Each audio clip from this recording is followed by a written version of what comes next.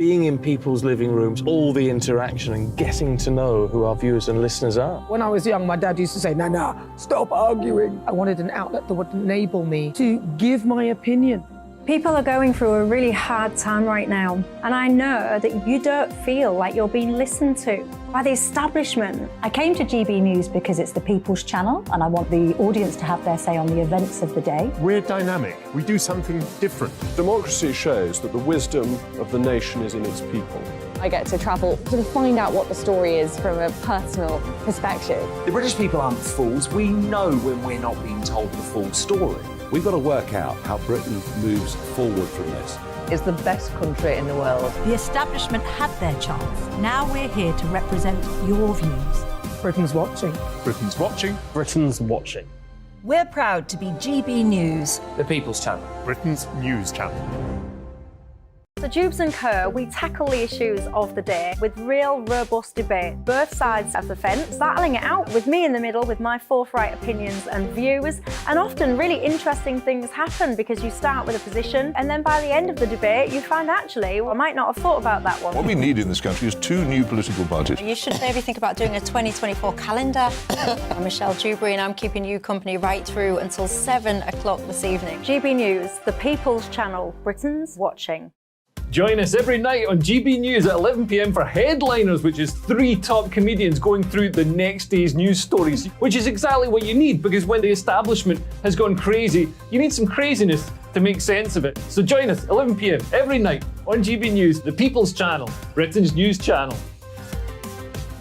Join me, Camilla Tominey, on Sunday mornings from 9:30, taking the politicians to task and breaking out of SW1 to see how their decisions are affecting you across the UK. Bursting the Westminster bubble every Sunday morning, only on GB News, the People's Channel. Britain's watching. I'm Andrew Doyle. Join me at 7 o'clock every Sunday night for Free Speech Nation, the show where I tackle the week's biggest stories in politics and current affairs with the help of my 2 comedian panellists and a variety of special guests. Free Speech Nation, Sunday nights from 7 on GB News, the People's Channel, Britain's news channel. I'm Mark White. As GB News Home and Security Editor, I cover those key issues that are so important to you. Our authorities, our communities doing all they can to combat violent crime. With the public services under unbearable strain, why are we still failing to control our borders? Defence, the first priority of any government, has been continually hollowed out. Can we trust our politicians to protect the armed forces? Join me, Mark White, on GB News.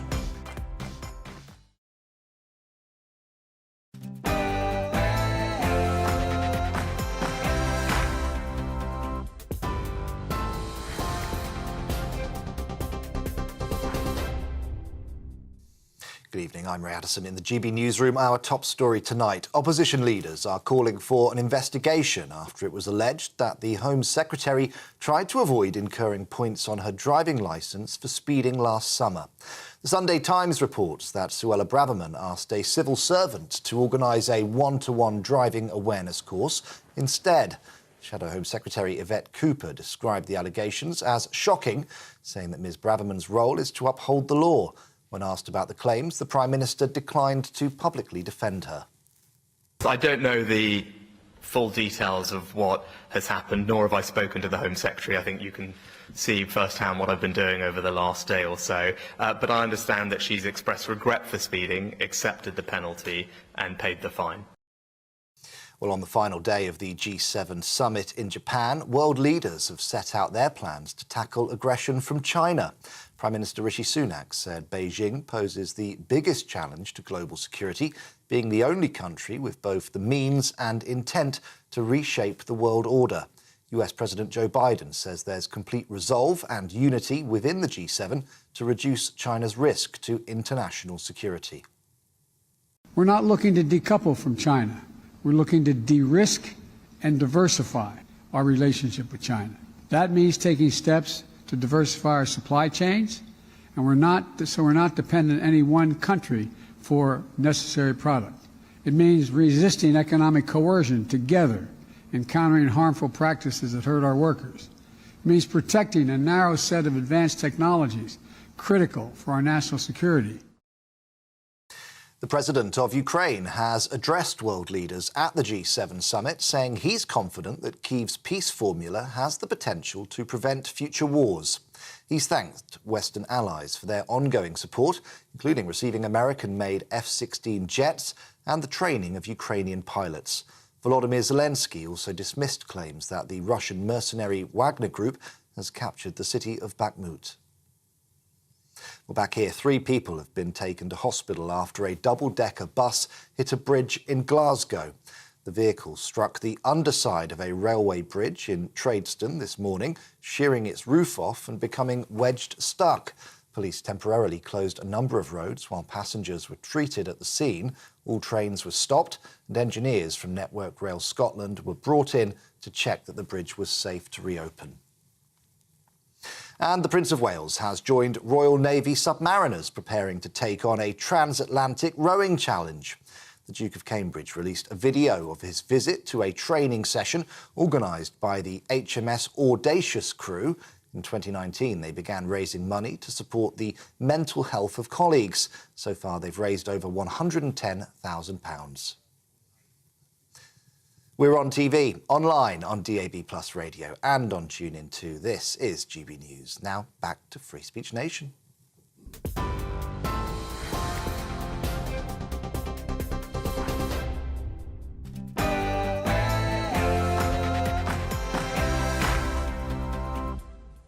Glasgow City Council and TfL advertise posts for non-whites only. An NHS form asks patients to choose from 18 genders. And experts decide to rebrand obesity as chronic appetite dysregulation. This is Free Speech Nation.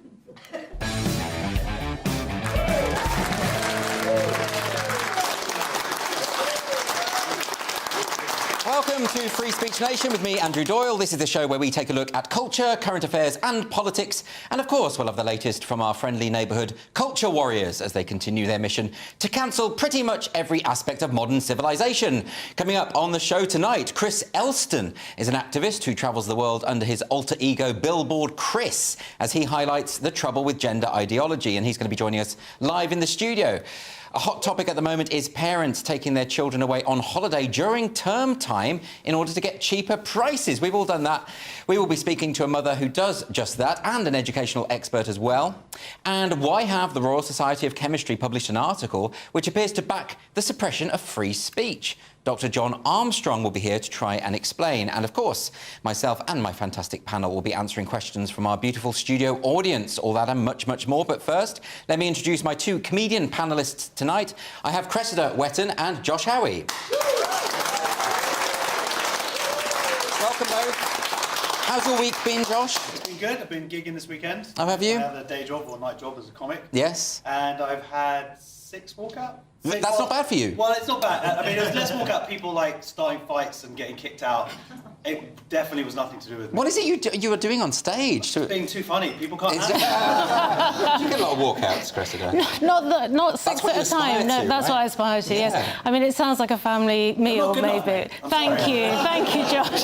I don't tackle the gritty issues that you're not afraid to walk into. The worst I ever had was when someone threw a beer in my face at the Edinburgh Fringe, and unfortunately that was captured on film and then put online. And then I got lots of people coming along thinking that's sort of what I did. They would come in and say, "Oh, I've got the beer, Andrew." I'm like, "That's not my shtick. You don't have to throw beer at me." Anyway, we're going to get some questions from the audience first. Our first question is from Melanie. Hello, Melanie. Hi.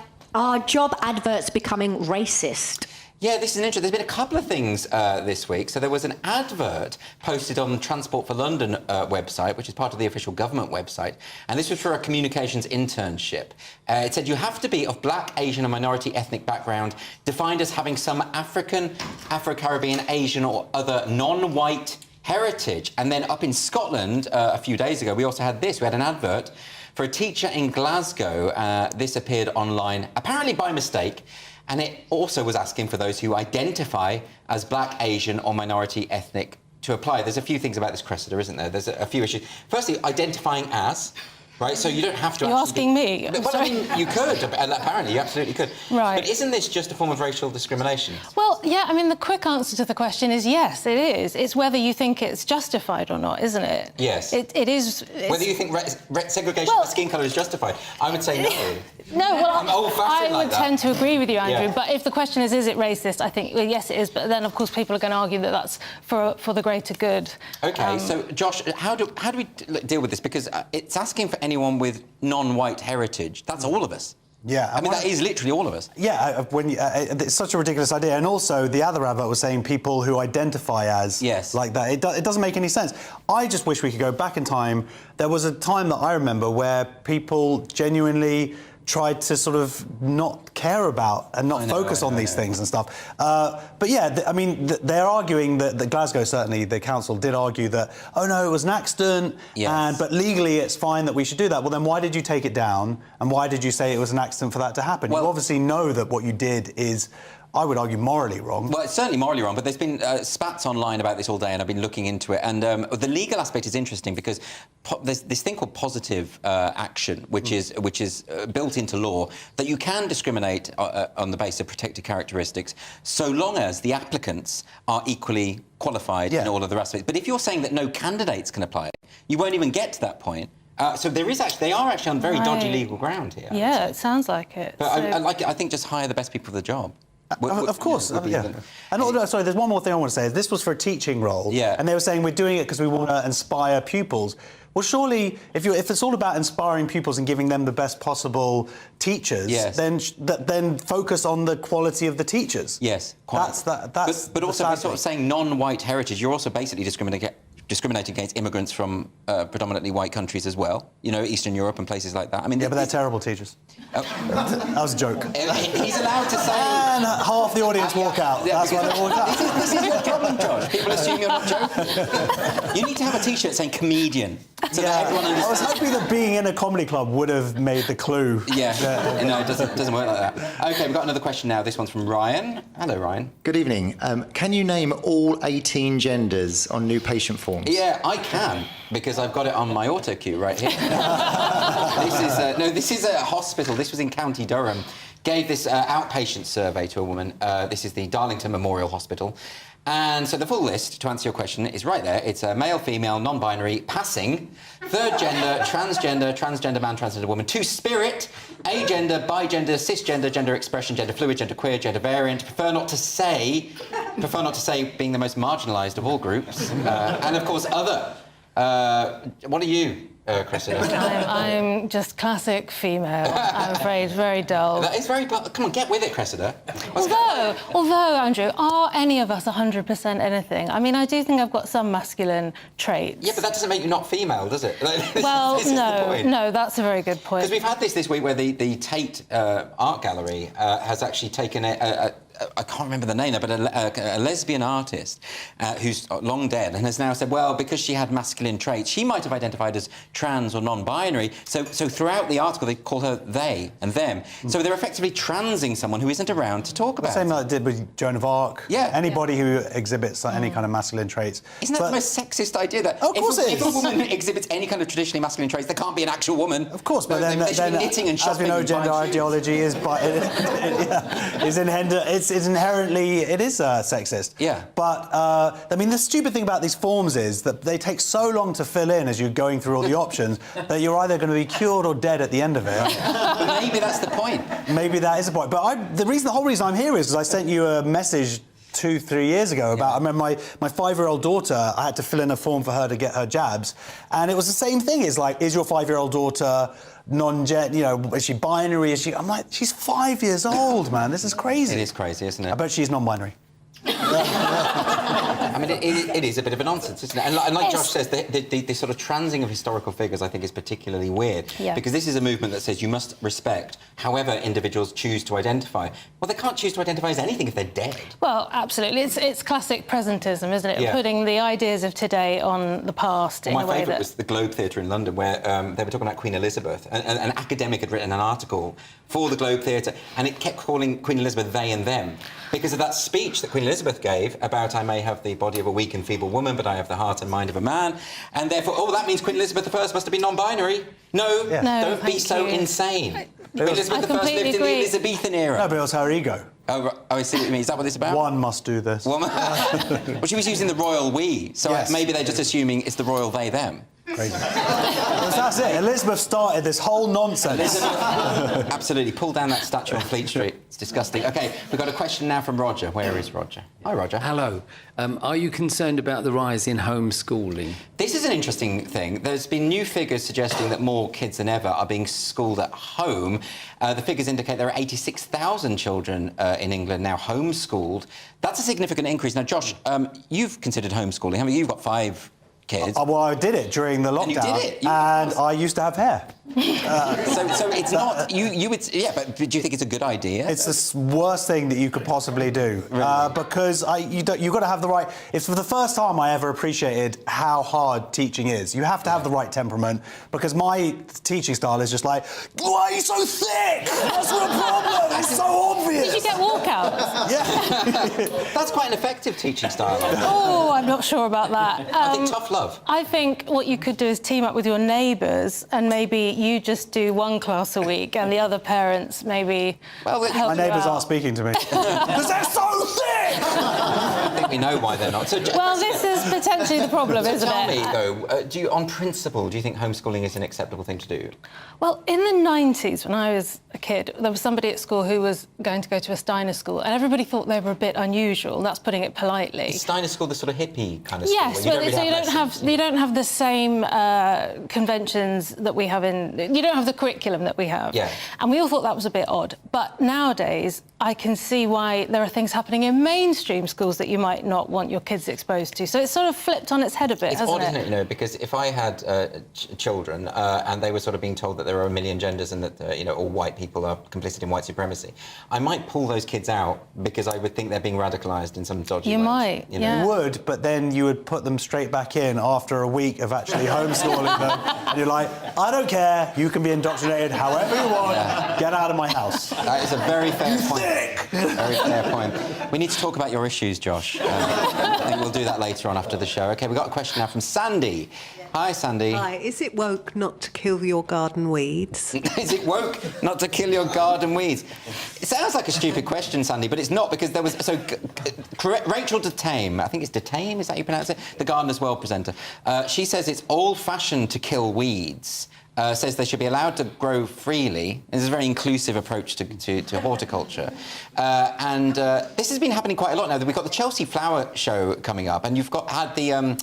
Now, who is it? It's Manoj Mald, who's the Royal Horticultural Society Ambassador for Diversity and Inclusion, says classical English gardens made by double-barrelled name designers are putting non-white communities off the Chelsea Flower Show.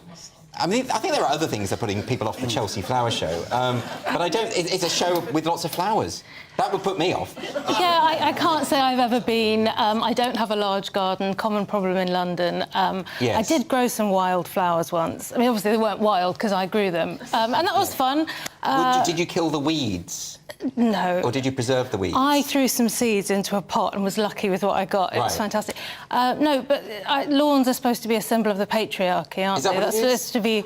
Historically, they belong to these big houses, and, well, Monty Don says so. I mean, But I've seen a lot of stuff like this. I've seen a lot of activists sort of say that the countryside is racist. And a lot of this, because they predominantly see white people in the countryside, and the implication being that ethnic minority people aren't capable of walking in a field if they so choose. I think it's very patronising. You've made a leap there, but yeah. But I think it is very patronising and racist. Absolutely. Yeah, absolutely. But I mean, it's just the encroachment upon every element of life of... Like, once you start thinking in this mindset of victimisation, like they're actually calling weeds now resistant plants because they don't want to hurt weeds' feelings. Yeah. It's and as you're saying, that mowing lawns is this sort of patriarchal, evil male thing because it's about control and order and whatnot. I just want this to stop. I just want I think if you start to see the world like... Yeah, but it'd be worth it to cure the world.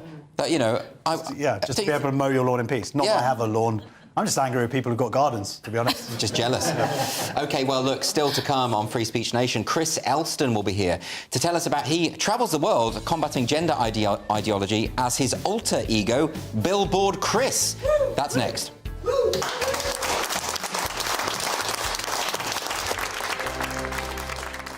It's all about family, being in people's living rooms, all the interaction and getting to know who our viewers and listeners are. When I was young, my dad used to say, "Nana, stop arguing." I wanted an outlet that would enable me to give my opinion. People are going through a really hard time right now, and I know that you don't feel like you're being listened to by the establishment. I came to GB News because it's the People's Channel, and I want the audience to have their say on the events of the day. We're dynamic. We do something different. Democracy shows that the wisdom of the nation is in its people. I get to travel to find out what the story is from a personal perspective. The British people aren't fools. We know when we're not being told the full story. We've got to work out how Britain moves forward from this. It's the best country in the world. The establishment had their chance. Now we're here to represent your views. Britain's watching. Britain's watching. Britain's watching. We're proud to be GB News. The People's Channel. Britain's news channel. So Jubes and Co, we tackle the issues of the day with real robust debate, both sides of the fence, battling it out with me in the middle with my forthright opinions and views. And often really interesting things happen because you start with a position and then by the end of the debate you find actually, well, I might not have thought about that one. What we need in this country is 2 new political parties. You should maybe think about doing a 2024 calendar. I'm Michelle Dewberry and I'm keeping you company right through until 7 o'clock this evening. GB News, the People's Channel, Britain's watching. Join us every night on GB News at 11 p.m. for Headliners, which is 3 top comedians going through the next day's news stories, which is exactly what you need because when the establishment has gone crazy, you need some craziness to make sense of it. So join us 11 p.m. every night on GB News, the People's Channel, Britain's news channel. Join me, Camilla Tominey, on Sunday mornings from 9:30, taking the politicians to task and breaking out of SW1 to see how their decisions are affecting you across the UK. Bursting the Westminster bubble every Sunday morning, only on GB News, the People's Channel. Britain's watching. I'm Andrew Doyle. Join me at 7 o'clock every Sunday night for Free Speech Nation, the show where I tackle the week's biggest stories in politics and current affairs with the help of my 2 comedian panellists and a variety of special guests. Free Speech Nation, Sunday nights from 7 on GB News, the People's Channel, Britain's news channel. I'm Mark White. As GB News Home and Security Editor, I cover those key issues that are so important to you. Our authorities, our communities doing all they can to combat violent crime. With the public services under unbearable strain, why are we still failing to control our borders? Defence, the first priority of any government, has been continually hollowed out. Can we trust our politicians to protect the armed forces? Join me, Mark White, on GB News. You're listening to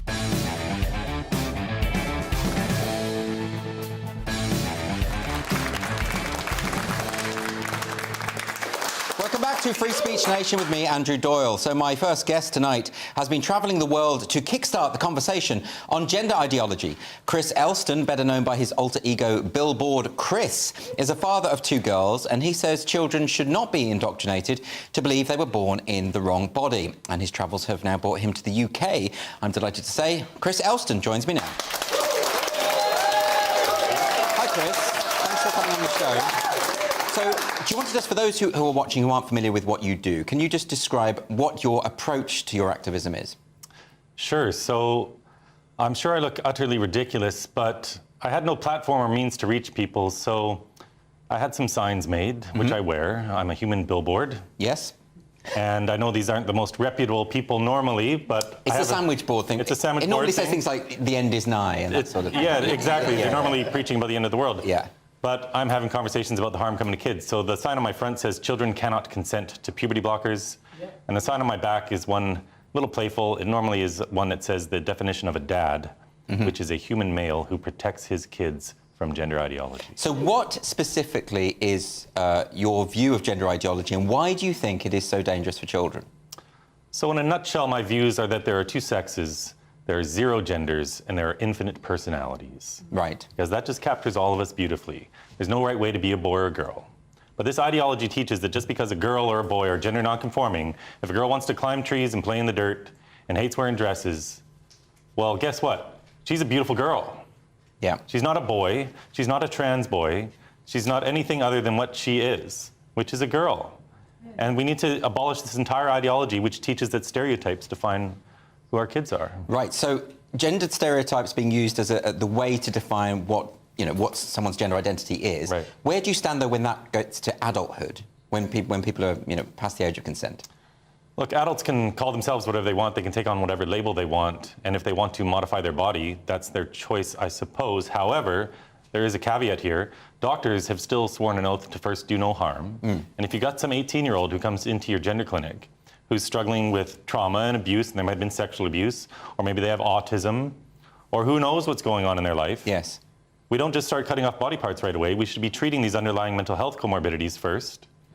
And as a last case scenario, if body modification is required to alleviate this condition called gender dysphoria, well, that's a conversation for an adult to have. This should never be done with kids. Of course, there are the problems that you're describing are often related to the idea of gender self-identification. So it doesn't even matter whether people have transitional surgery.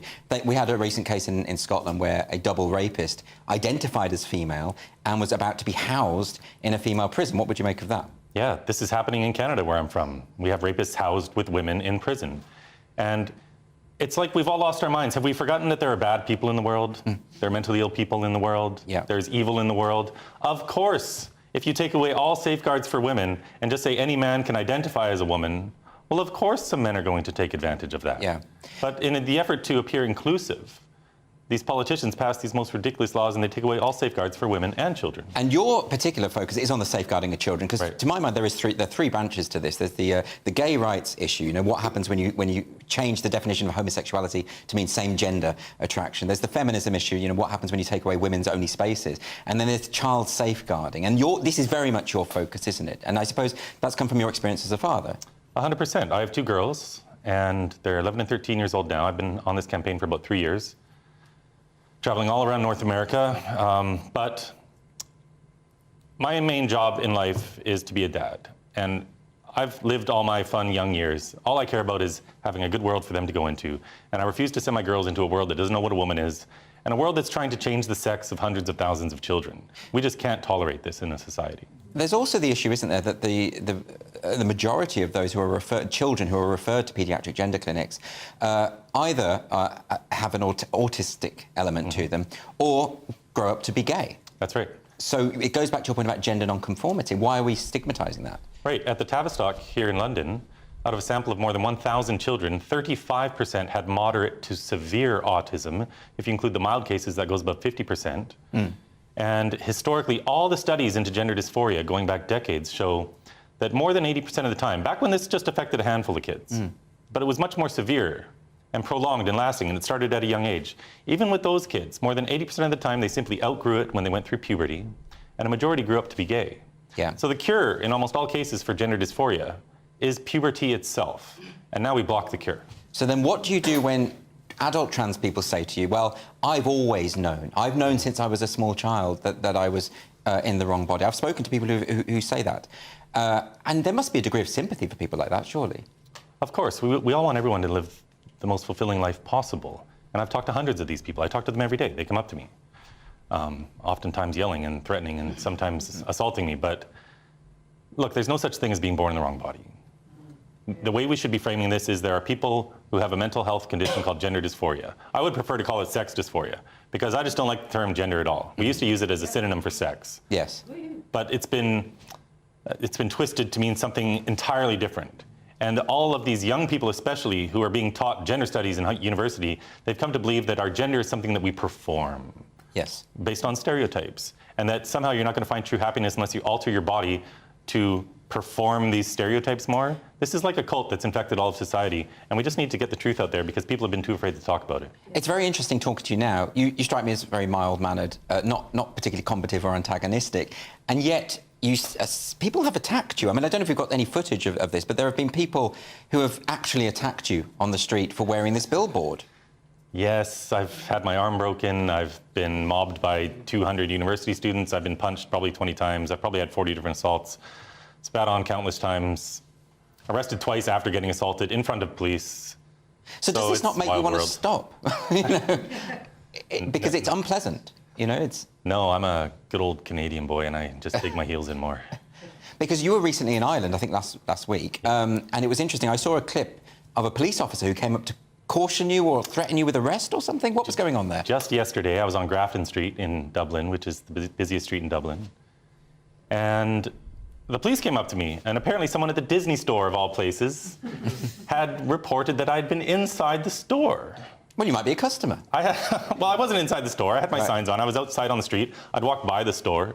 Yes. But I wasn't even hanging out in front of it or anything. And so this officer hadn't reviewed the CCTV footage or anything, so I told him, please go look at the footage. You hadn't been in the store at all? I hadn't been in the store at all. No. No, it's just completely made-up fabrication. So we talked for about 6 or 7 minutes, and I knew right away this officer was a problem. And he ended up telling me that if I approached the Disney store, that I would be arrested. And he was citing some part of their criminal code where apparently if you cause offense to someone, that could mean you're violating their criminal code. And I said, well, what if I had a sign on that said, I think Ireland is beautiful? Some people could take offense to that. People from England, for example, might take offense to that. But well, bits of Ireland are quite rough, yeah. I mean... But he goes, yeah, that's true. I said, well, would you arrest them?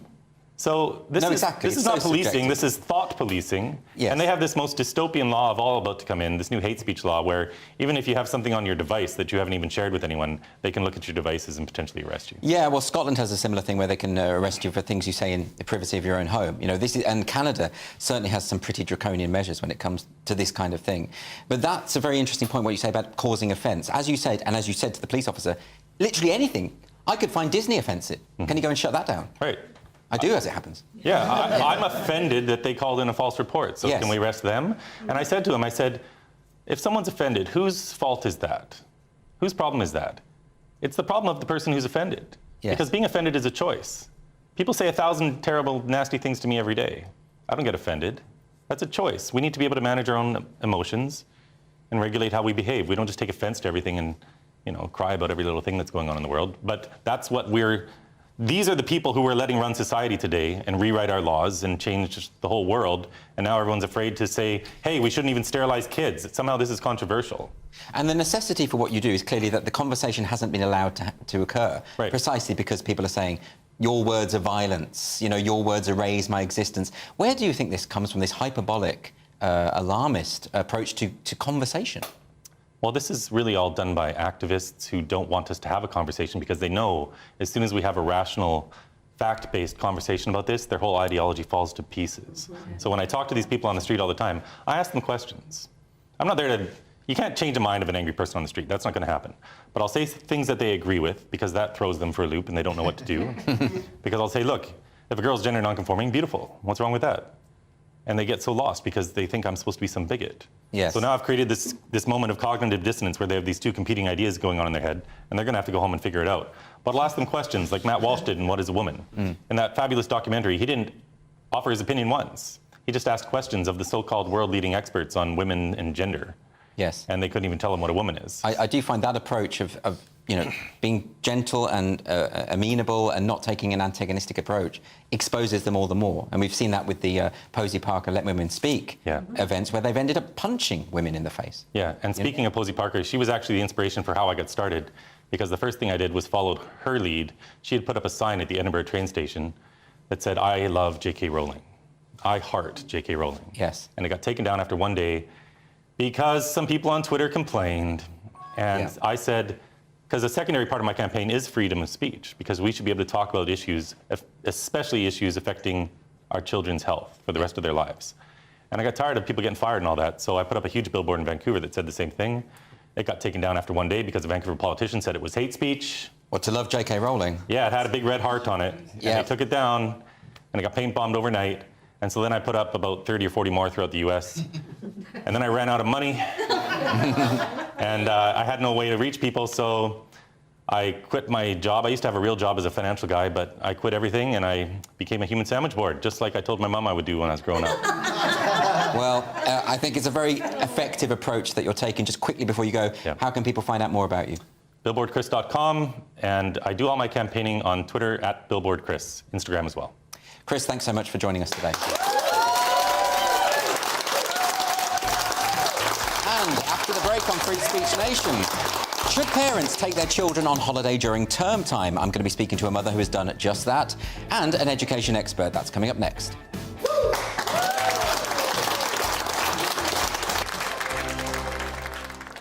I joined GB News because I was sick and tired of not hearing my views being represented, not just mine, but so many people that I knew and spoke to. I just couldn't get my voice out there. I couldn't say anything. I couldn't do anything. Whatever the narrative was, I kind of had to follow it. GB News is there to provide a voice for those who have been ignored by the establishment media. We think different things, we've got a different style. GB News is here to be optimistic and positive about the future. It's real kind of dynamic and flowing, with the audience very much at the heart of it, like a big family. Here at GB News, we talk about the things that matter to you. Hearing the voices from right across our towns and cities, especially our towns. All sides of the argument represented with a heavy dose of opinion. We're on a mission here to make a difference. And the GB News family really is here for you, and whatever time of day you can watch or listen. Britain's watching. Britain's watching. We're proud to be GB News. The People's Channel. Britain's news channel. Westminster is going around in ever-decreasing circles, followed by the media. Britain is broken. How on earth did we get into this mess? But more importantly, how do we get out of it? Join me at 7 p.m, Mondays to Thursdays on Farage, here on GB News. We will have open, rational debate. We've got to work out how Britain moves forward from this. Join us here on GB News, the People's Channel. Britain is watching. You've probably seen politicians interviewed 1,000 times, but we do it differently. We find out who they really are, we don't shout, we chat, and hopefully we bring a bit of light, not just heat. Did you know Kate Moss? Apparently. Do you have a pair of jeans or a pair of jeans? No, of course I don't. What would I do with them? My friends are like, oh my God, what's she doing now? Join me every Sunday at 6 for Gloria Meets, only on GB News, the People's Channel, Britain's news channel. I'm Simon Evans. Join me on GB News for Headliners at 11 p.m. What's the scoop? I'll be joined by two of the country's top comedians. That's right. As we take a look at tomorrow's newspapers tonight. We're going to get into trouble. If it's a big story, we'll be covering it. Spill some tea on him. There we go. But we'll also have some fun. I wouldn't stick up a bank. My father didn't love me. So anyway. Headliners every night from 11 on GB News, the People's Channel, Britain's news channel. Monday to Thursday, 9 p.m. till 11 p.m. Join me, Dan Wootton. I'll bring you the sharpest takes and hottest debates. Do you not believe in prisons? I don't believe in prisons. I'm completely stunned. I guarantee you there'll be no spin, no bias, no censorship. I actually was personally quite offended by it. And no reason to go to bed. So I guess they've always been quite woke. That's Dan Wootton tonight on TV, radio and online. Monday to Thursday from 9 p.m. till 11 p.m. on GB News. The People's Channel, Britain's news channel. Is watching.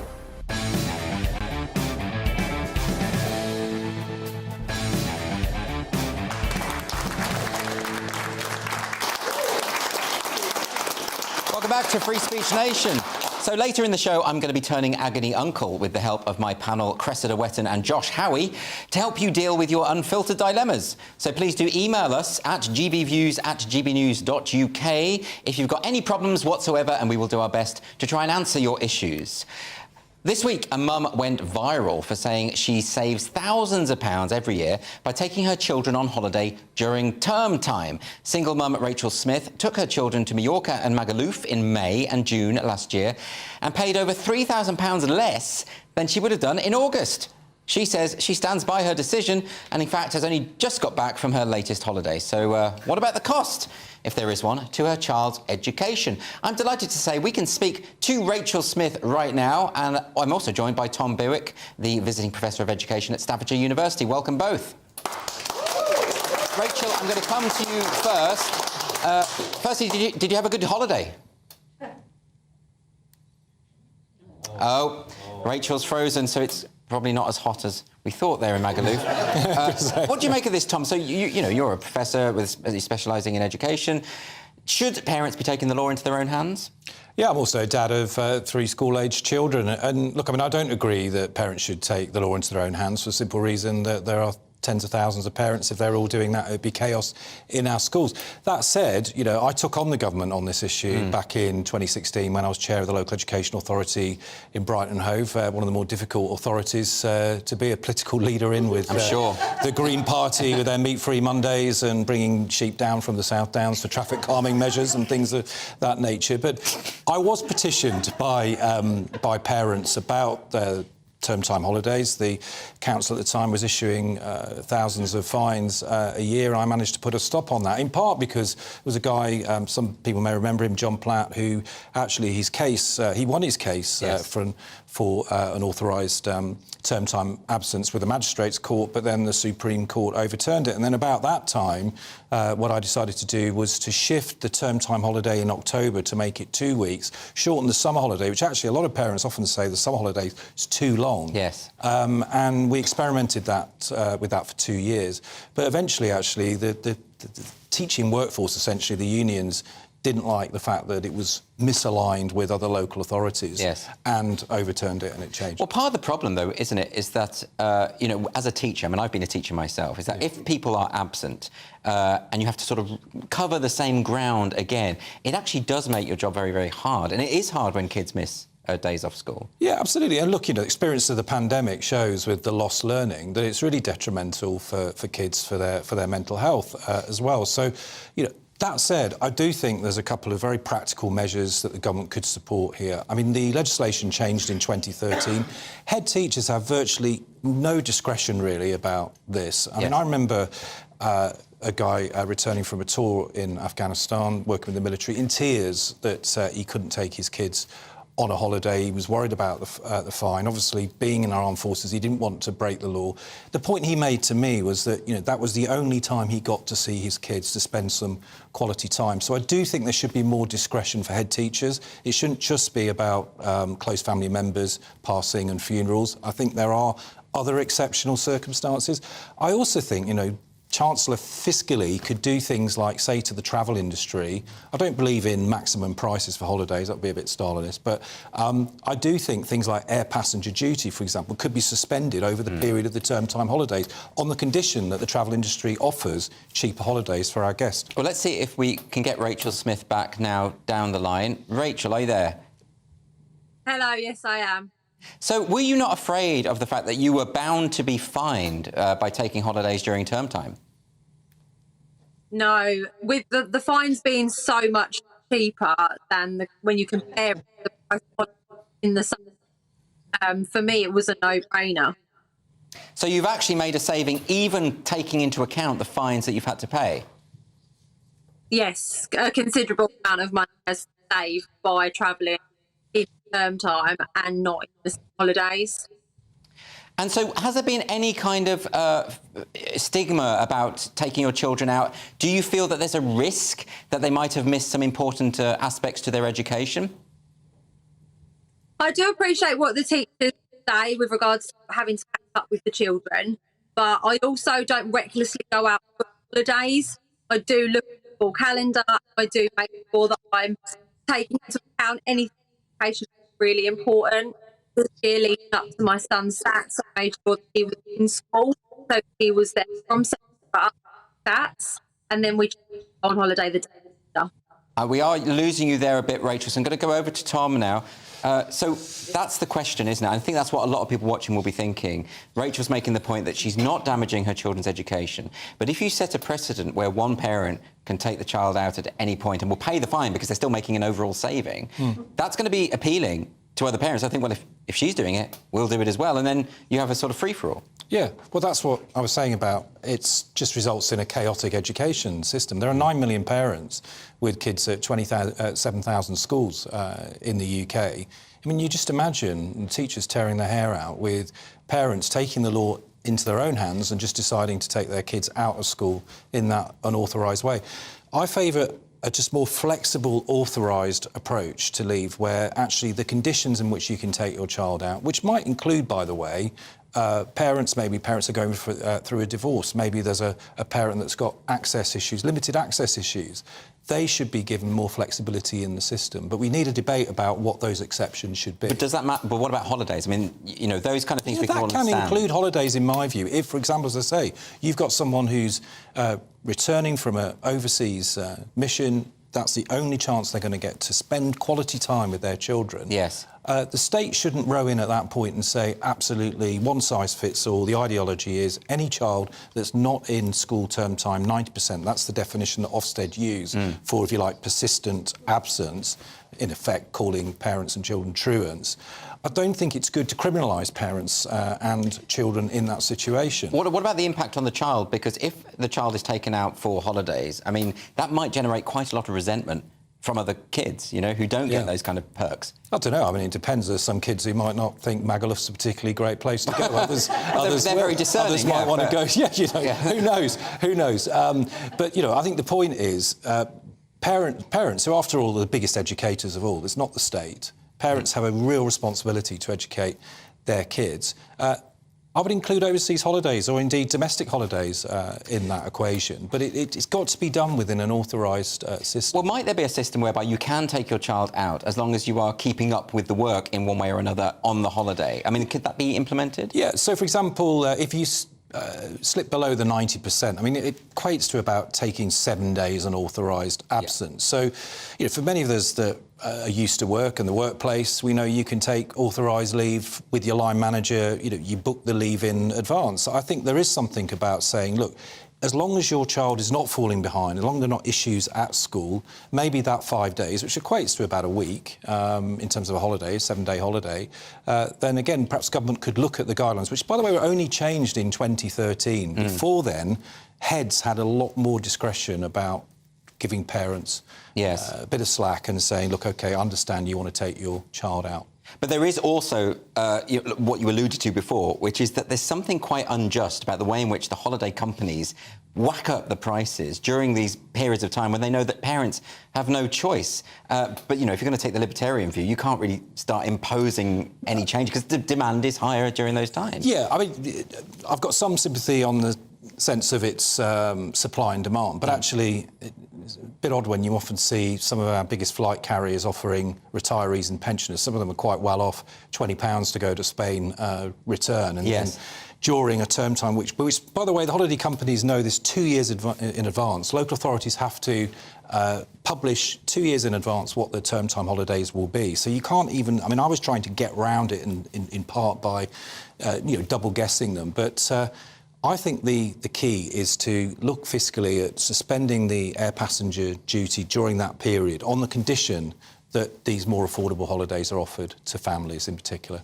Well, if nothing else, just having a debate about what the possible solution could be, because it's clear that Rachel isn't alone in this situation. There's lots of parents who are... I mean, there's a reason why she's gone viral this week, and it's because a lot of people are feeling the same kind of pressures. Yeah, and I think a lot of people don't like bossy town halls issuing these fines, which, frankly, you know, I mean, it's become yet another stealth tax. It's a bit like parking tickets. And, I mean, I remember challenging officials in the local authority to ask them actually where the money was going, because I think, fine, if the money's going into, for example, supporting those children who are not in education, training or employment at all, you know, in local centres, then there's a quid pro quo there. You know, there's parents breaking the law, there's children who need that extra support, are getting the support. I could never actually nail down that answer.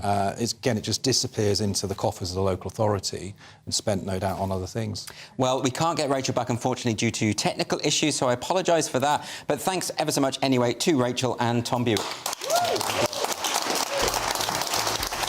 And still to come on Free Speech Nation, the Royal Society of Chemistry seems to be claiming that feminists such as Kathleen Stock are not entitled to freedom of speech. Dr. John Armstrong will be here to try and explain what on earth is going on.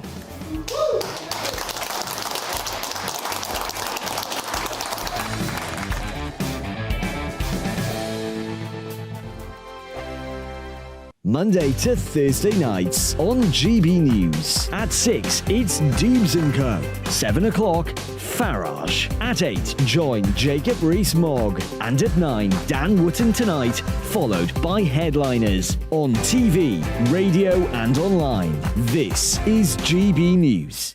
First and foremost, I'm a GB News fan, and I was before I was working here. Just love the fact that we're asking the questions that a lot of establishment media won't ask. With a bit of a twist, we not only want to inform you, but we want to keep you entertained. It's worth the drive because you get in and the team's all ready and waiting, they're itching to go, and it's a proper little family. GB News is the People's Channel. It's the audience that makes the programme sing. We're giving our viewers and our listeners a voice. I see the thousands of your letters, tweets, emails, you name it, coming in. Britain is broken. How on earth did we get into this mess? But more importantly, how do we get out of it? The establishment had their chance. Now we're here to represent you. It's time for something different. It's time for GB News. I'm very patriotic. I believe in Britain. Our best days lie ahead. Britain's watching. Britain's watching. Join us here on GB News. The People's Channel. Britain's news channel. Join me, Patrick Christie's, Monday to Friday, 3 till 6. We tackle the day's news agenda like you've never seen before. It's high tempo, high octane, the most controversial topics, and the best guests. You will not be able to take your eyes and ears off it. I'm not afraid to ask the questions that you really want answered. 3 till 6 p.m, Monday to Friday on GB News, the People's Channel, Britain's news channel. GB News has its own late-night paper preview show, Headliners, where comedians take you through the next day's top news stories. You don't have to bother reading the newspaper, we've got it covered for you. Headliners, every night at 11 p.m. and repeated every morning at 5 a.m. We won't send you to sleep like some of the other paper review shows out there. GB News, the People's Channel, Britain's news channel. Start the day with GB News.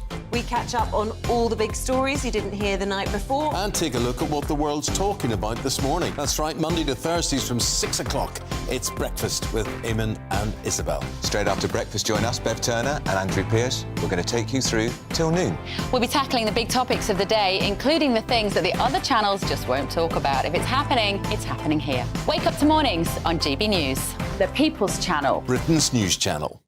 I'm Jacob Rees-Mogg, the Member of Parliament for North East Somerset and a former government minister. For years, I've walked the corridors of power in both Westminster and the City of London. We need to have the arguments, the discussions on how we make it better. Crop failures, famine, war, suffering on a scale completely unimaginable. We are putting the cart before the horse. As Charles I said at the scaffold, he was the true defender of liberty. Yeah, I've completely derailed the conversation. Join me Monday to Thursday at 8 p.m. on GB News, Britain's news channel.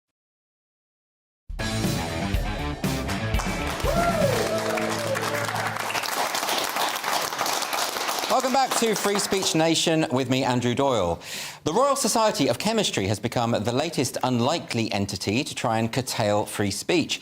Its Digital Discovery Journal has published a 37-page article entitled Academic Free Speech or Right-Wing Grievance.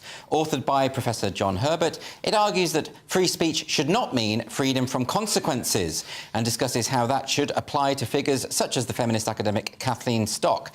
Dr. John Armstrong, a reader in financial mathematics at King's College London, has been writing about this, and he joins me now. Welcome to the show. So, freedom of speech shouldn't have freedom from consequence. It sounds a bit mafia, that. You know, you could say what you want, but there may be consequences, you know. Like, that's what they're arguing, isn't it, in this article? Yeah, I mean, I know it from Idi Amin, because he said, people attribute to him saying that you do have free speech, but I can't guarantee freedom after speech. OK.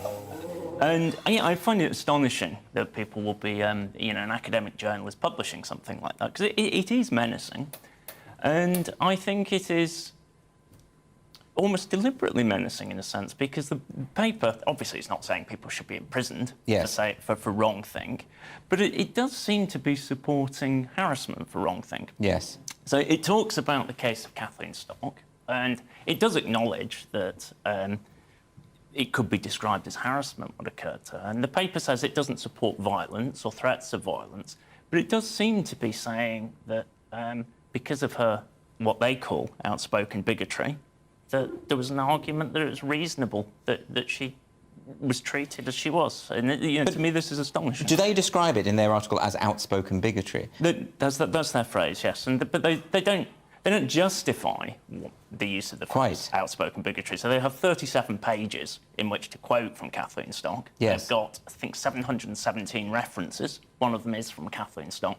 But they can't find anything to justify the statement that that's outspoken bigotry. That's very interesting because, as you know, the definition of bigotry is one who is completely intolerant of any alternative opinion. So surely that's a label that would be better applied to themselves. I think you could make a case for that, yeah. Well, it just seems like mudslinging, to be honest. But also, they're talking about whether this is free speech or right-wing grievances. And yet, the overwhelming majority of feminists who have made the case, a similar case to Kathleen Stock, are coming from the left. So this is an incoherent position anyway, isn't it? Yeah, absolutely. I mean, the piece just doesn't, as an academic piece, you know, it's published in a journal, it should be taken seriously as a piece of academic writing. And it doesn't justify its main claims. It doesn't justify the claim that Kathleen Stock is a bigot. It doesn't justify the claim that this is a right-wing viewpoint.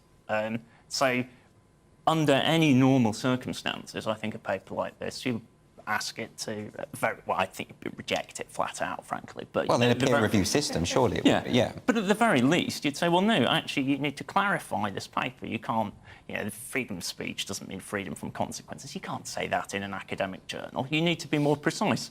What consequences are acceptable, what consequences aren't acceptable. Quite. You expect a mature discussion, and the standard of this is just atrocious. But a lot of the cases of this kind are relating to the notion that some people might feel offended by the opinions that Kathleen Stock has expressed.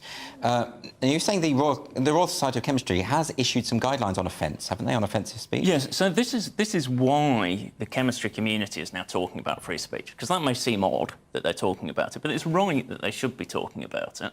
And the reason for this is that Royal Society of Chemistry now says that in all of their journals, you have to, that they won't publish certain offensive content. Now, some of this is fairly reasonable. They won't publish explicit images. Now, I didn't know that the chemistry community was publishing a lot of pornography. No, I wasn't aware of that. But I mean, there are various things you can do with a Bunsen burner, aren't there? But they, I think, yeah, there clearly wasn't a need for this. They have a peer review system. Offensive content wasn't getting out there. I think the reason they wanted to do this is there's a detail in that policy which says that anything that might reasonably offend somebody on the basis of their religious or political beliefs, they won't publish. Right. And this is astonishing. But was that happening at all in the chemistry journals? Well, I would hope so, because if you look at the history of science, yes, Galileo was literally a heretic. Yes. So he would be punished for hate speech? Well, he certainly would be seen by the Pope at the time as being reasonably offensive. Yes. You know, because he offended... He supported Copernicus's view that the Earth revolves around the Sun, and this offended the identity of the then Pope, who thought that the Sun revolved around him. Yes. And that now, apparently, the Royal Society of Chemistry would not see fit to publish. And not because it's about physics, because, you know, Galileo is a physicist, because they clearly publish things on identity politics. They're happy not to just publish chemistry. They won't publish it because it's heresy. But isn't the whole point of science to bring us closer to the truth rather than to promote a particular ideology? Yeah, absolutely. The line that the Royal Society of Chemistry should be taking is that we will publish things if they offend people's religious or political beliefs, if they're scientifically accurate. And that should be their barometer. And if they publish something that offends your religious or political beliefs, you shouldn't be trying to silence them. You should be questioning your religious or political beliefs. And this is the whole point of science, that we should be open to being wrong, and we should be in a position where we constantly question our position. And so I feel this statement just goes against the fundamental values of science. Because the idea that there are two sexes, it may be offensive to a lot of people who wish that weren't the case, but it is the case, and that has to be the starting point. Absolutely, and I think we all know that realistically, what is a chemistry journal likely to publish that is likely to offend some sensibilities? And it's clearly saying that there are two sexes, male and female. And by publishing this particular article, I think they're showing their position on that. They're saying that this is a reasonable article. That's why they're publishing it. And so they're saying that you can reasonably be offended if somebody disagrees with your views on sex and gender. And so I think it's very clear what's being targeted there. OK, well, I think this is an absolutely fascinating conversation, and it is surprising that it's gone into the realm of science. It's unbelievable. You would expect it to be in the realm of arts and humanities, where it's a bit more wishy-washy, but when it comes to science, and even mathematics, of course. So is this likely to end any time soon? Well, One would hope so. I mean, what's happened, this has been going on in America for much longer, and it hasn't ended there. So that makes you a bit pessimistic. But on the other hand, you can see that academics are increasingly talking about it. So I hope it will end. I hope that people push back. I think this particular case, there's an obvious opportunity for chemists to say this is not acceptable. You cannot say that we won't publish things that offend religious beliefs. This is ridiculous for a science journal, and I really hope that chemists will stand up against that. Yes, but of course it's quite scary to do so when you see the treatment that people like Kathleen Stock get. Well, and what this journal is clearly saying is that we are willing to abandon all of our normal scientific standards. We're going to publish a garbage paper. And that also suggests, and we might also be willing not to publish a high-quality paper if you're the kind of person who thinks the wrong things. And I think there's that air of menace. Oh, well, thank you ever so much for joining me today. That is the end of our first hour. Please do join us in a moment.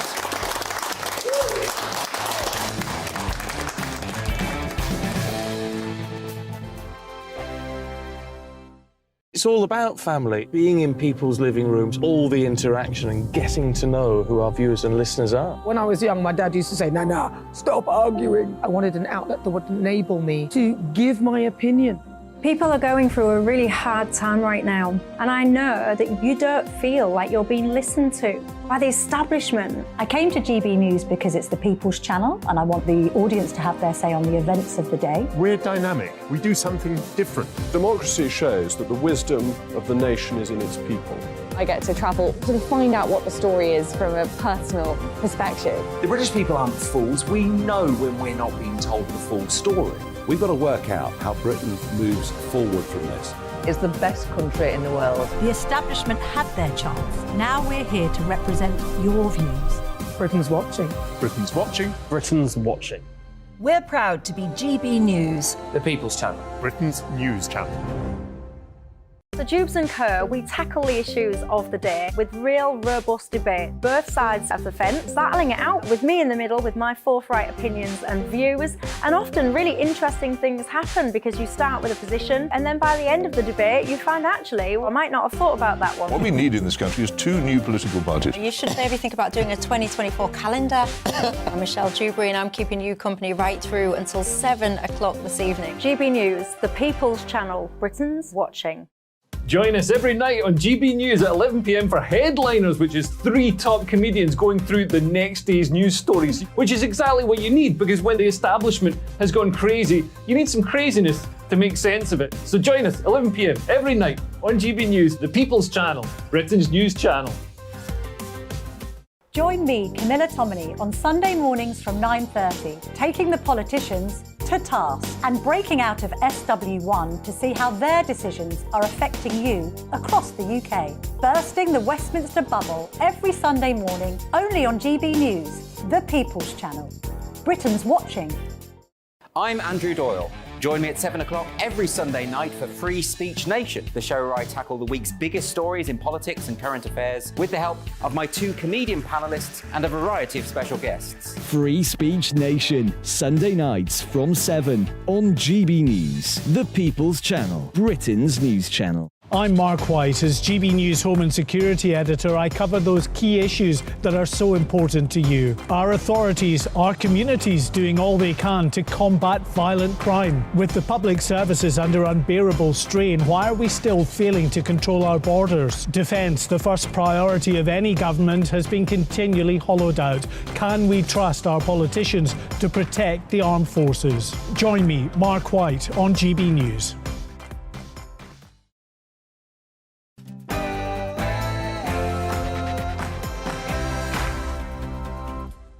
And there's plenty more still to come on Free Speech Nation this week, including a Tory MP getting slammed by his own party, a terrorist plot at Speaker's Corner, and more questions from my fantastic studio audience. But first, let's get a news update from Ray Addison.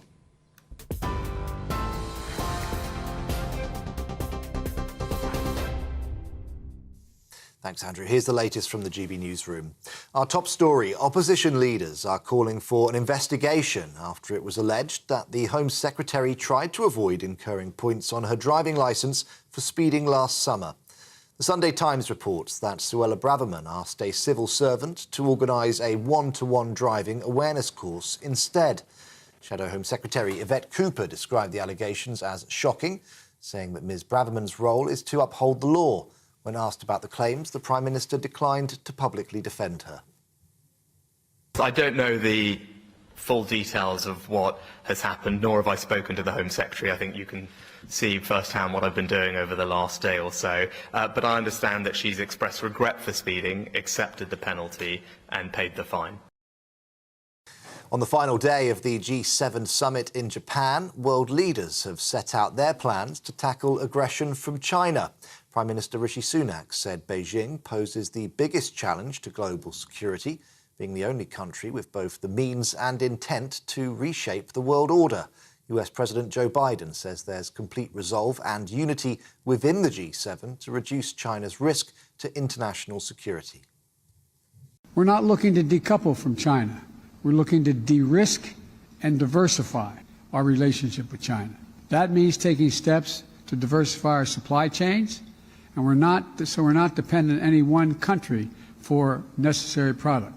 It means resisting economic coercion together and countering harmful practices that hurt our workers. It means protecting a narrow set of advanced technologies critical for our national security. The President of Ukraine has addressed world leaders at the G7 summit, saying he's confident that Kyiv's peace formula does have the potential to prevent future wars. He's thanked Western allies for their ongoing support, including receiving American-made F-16 jets and the training of Ukrainian pilots. Volodymyr Zelensky also dismissed claims that the Russian mercenary Wagner Group has captured the city of Bakhmut. Well, back here, 3 people have been taken to hospital after a double-decker bus hit a bridge in Glasgow. The vehicle struck the underside of a railway bridge in Tradeston this morning, shearing its roof off and becoming wedge-stuck. Police temporarily closed a number of roads while passengers were treated at the scene. All trains were stopped. Engineers from Network Rail Scotland were brought in to check that the bridge was safe to reopen.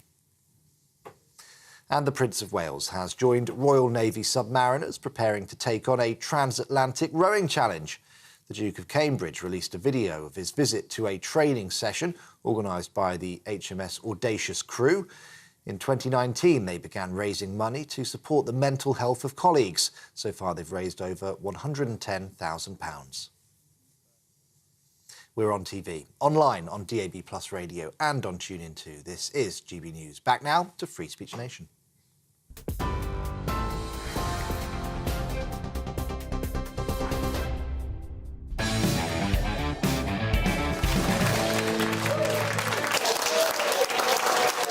Welcome back to Free Speech Nation with me, Andrew Doyle. So we've got a wonderful studio audience here tonight, so let's get some more questions from them. Our first question comes from Lorna. Where is Lorna? Hi. Hiya. Would you buy a swimsuit that was tuck-friendly? Would me personally? OK. It can get cumbersome. OK, so the US retail giant Target has been criticised for selling so-called tuck-friendly bathing suits as part of a Pride collection. So these swimsuits they basically help to conceal a person's private parts. The problem with this is that some of these items are also being sold to children, or are certainly available in children's sizes. Some are calling this the Target's Bud Light moment, of course. Now, Josh, you've thought a lot about this issue. I've swam. You've swam? I've had swim, yeah. Yeah. What do you make of this? Yeah, look, I mean, companies can make whatever they want. Yeah. And sell the products. So there's a slight concern that they're targeting some of their goods towards children. Yeah, that is an issue. They were making, yeah. Supposedly they come in very small sizes. I mean, there's an argument, are they for children or are they for, particularly small transsexuals? So... Well, look, if it's for adults, it is one thing, but I think the main concern is that, because children shouldn't be, sexualised in this way and stuff. Yeah. So, look, companies want to make money. If there's someone out there who's going to buy their goods, then fair enough. But then this is a sort of larger movement, of course, of you've got Adidas who are advertising their female swimming costumes using men. And you had Nike with Dylan Mulvaney as well. Yeah. And then Nike's pulling its funding from its actual female athletes at the same time. So there's an hypocrisy here, which is wrong. Saying that, if they could come up with some trunks with a larger space for my piles... Let's not get too graphic about this. There is an issue, though, isn't there? When this is the problem with so much about gender identity ideology, is that it gets targeted at children. And I think there's something really... I mean, this reminds me a bit of when Marks and Spencer's were selling hijabs for girls as young as 6, and you kind of think, but they're not sexual. They're not sexual beings. They don't need to be concealed. Well, no one needs to be concealed anyway, but in that way. But what do you make of this? Well, are they... I don't think they're targeting the children. They're targeting the parents, aren't they? Yes. But I think they're targeting parents who differ from Josh's parenting style. Parents who I guess have bought into this ideology and are now going to give it to their kids. What I'm stunned by is the fact that they think this is going to be successful after we've just had all the Dylan Mulvaney... Well, I mean, Bud Light has been completely decimated. Right. Worse than decimated. I really thought, oh, that's the end of that then. We'll move on. And here we are with another very similar... campaign. Explain that to me, Josh, because time and again I see these companies, they just crash and burn when they go down this woke route, and they just keep doing it. I don't know if it's that the super senior people are so out of touch that they just bow down to anybody who's in their 30s and they think, oh, well, that's the youth market and they know what they're talking about. And then they just keep on getting it fundamentally wrong. And these companies are then suffering and, they're there to make money. Yes. That's all they care about. So... everything else, it should be secondary, but they seem to think that that's the best route, and they keep on always taking the wrong turn. Very strange. Anyway, we've got a question now from Jackie. Where is Jackie? Hi, Jackie. Good evening. Hiya. Is speeding a sackable offence? The drug? I don't think Jackie's talking about the drug. Well, she might be. I want to speak on her behalf. She's very nervy. So, now, this is, of course, the Suella Braverman case. Rishi Sunak now is facing calls to launch an investigation because the Home Secretary apparently asked civil servants to help her avoid a group speed awareness course. Now, I want to talk to you about this, Cressida, because from my understanding, so she admits to speeding. Yes. And what she was saying is, when you speed, not that I ever would, but you get offered a fine or you have to go to one of these courses. And what she was saying is, I'll go to the course so long as I'm not with other people. And could the civil service... she wasn't saying she wasn't going to pay the fine if that was necessary. She was saying, is this an option, right? Well, I don't know exactly what she said. My thoughts are, why didn't she just pay the fine? Yeah, of course. Wouldn't you just want this swept out of the way as quickly as possible if you were her? I think it's really odd that she went down this route of trying to find out... Or maybe it's common practice with people in her position that they would ask that question. I don't know. She obviously thought that it was a legitimate request. Well, I mean, it's interesting, Josh, because, look, we're talking about a speeding ticket, we're talking about 3 points on the licence, and if she was just asking the question, because she's a public figure, I can imagine her appearing in one of those classes could be weaponised against her. It doesn't seem a totally unfair question to ask, like, could I just have a one-on-one session? But people are saying that she's got a different rule for her and different rule for other people. Yeah, and that's the concern. I mean, I don't know how much people know about the way that it works when you get a speeding ticket. I remember my chauffeur, when he got one, and... I got a ticket recently. I got exactly this thing, going a few miles over. Yes. And you go on a speed awareness course, and they're all offered online now. That's easier. Well, that's the thing is, so she didn't want to appear online on the Zoom call. Can you just mute the phone? No, you have to be seen through the entire time. Oh, because it's about shaming and as I well. managed to fall asleep with my eyes open. But the point, so she didn't want... But I guarantee no one would have recognised. There's about 10 people on the course. Yes. You get your little name at the beginning. No one recognised me, which is unbelievable. Yeah. But you understand why I'm saying I think we could give her the benefit of the doubt here if it was just a question rather than... to get out of it. All she was trying to do was just get... And they do special speed awareness courses for famous people. So this is like... It's not like this is some brand new thing. The question was how much... Her asking civil servants to look into it was the problem. If she'd got a lawyer or someone, anybody else really, but using civil servants for a private matter, that is the concern. Well, there's an article in the Express today saying that there are concerns within Whitehall that there's a move to try and a kind of coup to try and get rid of Brexiteer Tories, and that there's now look, nothing is confirmed. This might be conspiratorial thinking, but there is certainly a perception that is going on. Might that be part of it? Because this does seem quite minor. I mean, it's politics, isn't it? It seems completely minor to me. It's just another one. If I was Lewis Schaefer, I might call it a non-story. I don't think it's... No, it's not a story, because last week she basically made a barefaced bid for the leadership assuming that Tories would most likely go. Yes. That was really what she did. What, a week later, suddenly there's calls for her to go? That's politics. So it's not a non-story. It is a thing. And also, as more and more people are turning against Brexit, of course the Tories are going that it's a toxic issue for them. So you're saying that politicians can use underhand methods to dispatch their enemies? I've never heard of this. Wow. This is ridiculous. Look at us blowing people's minds out there. OK, we've got a question now from Dave. Where is Dave? Hi. Hello. Would you be offended if I called you fat? Get out. Yeah, I would. You know, because I go up and down. I've got that sort of metabolism. But no, this is specifically because there's now researchers are saying that the word obesity should be renamed, rebranded to avoid stigma, and that it should be known as chronic appetite dysregulation, which is a bit of a mouthful, which is quite appropriate for obese people. No, actually, I think the point of this really is about they want it to be recognised as a disease. And if you recognise obesity as a disease and you give it like a disease-sounding name, people will then try and deal with it. But then a lot of fat activists will say that this... No, I'm not making that up. That's what they call themselves. No, they're called fativists. Yeah. But they are body-positive movement people. They will say that any suggestion that obesity is linked to poor health is a sort of evil, cis-hetero, white patriarchal discourse. And they will be angry about this. They will be, and I don't support them. I think fat activists, body positivity activists... They call themselves fat activists. I'm not just saying they're fat activists, although coincidentally... I feel like an old person getting tripped up on the language. I can't be allowed to say fat. No, you can say fat. You can. Oh, God. Yeah. I just think it's one of the nastiest things. Because very often you get these fat activists who are still fit and healthy in their youth, and then they keel over and die at 42 because they're not healthy. Well, it's interesting because Cancer Research UK, I remember they put out this advert warning people that obesity is one of the top causes of cancer, and then a certain comedian who I won't name Hagen. There we go, Josh will name her. Tweeted Cancer Research UK and just slagged them off and just said, look at how evil they are. Truly disgusting.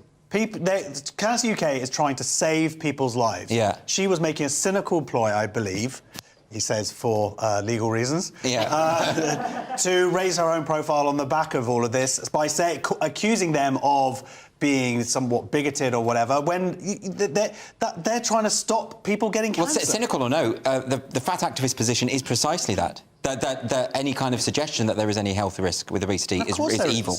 But of course there is, yeah. I mean, it's so many, but the changing of the name here, it's like it is getting longer. It goes from fat to obese to blah, blah, blah. I mean, but the meaning still stays the same. At some point, if you call someone obese now, that's still offensive to them. Do you see what I mean? So if you change it and make it longer, that's going to then become the offensive thing to say. And in the end, let's just go back to fat. No, just foot. Just OK, right, let's move on to a final question now from Heather. Where is Heather? Hello, hi. Is whiteness bad for the theatre? Yeah, so the Theatre Royal Stratford East has been accused of setting a rather dangerous precedent because there's a new production there. It's urged white people to stay away from the play so that the audience is, quote, free from the white gaze. And this is a show called Tambo and Bones. Now, the theme of the play is African-American history.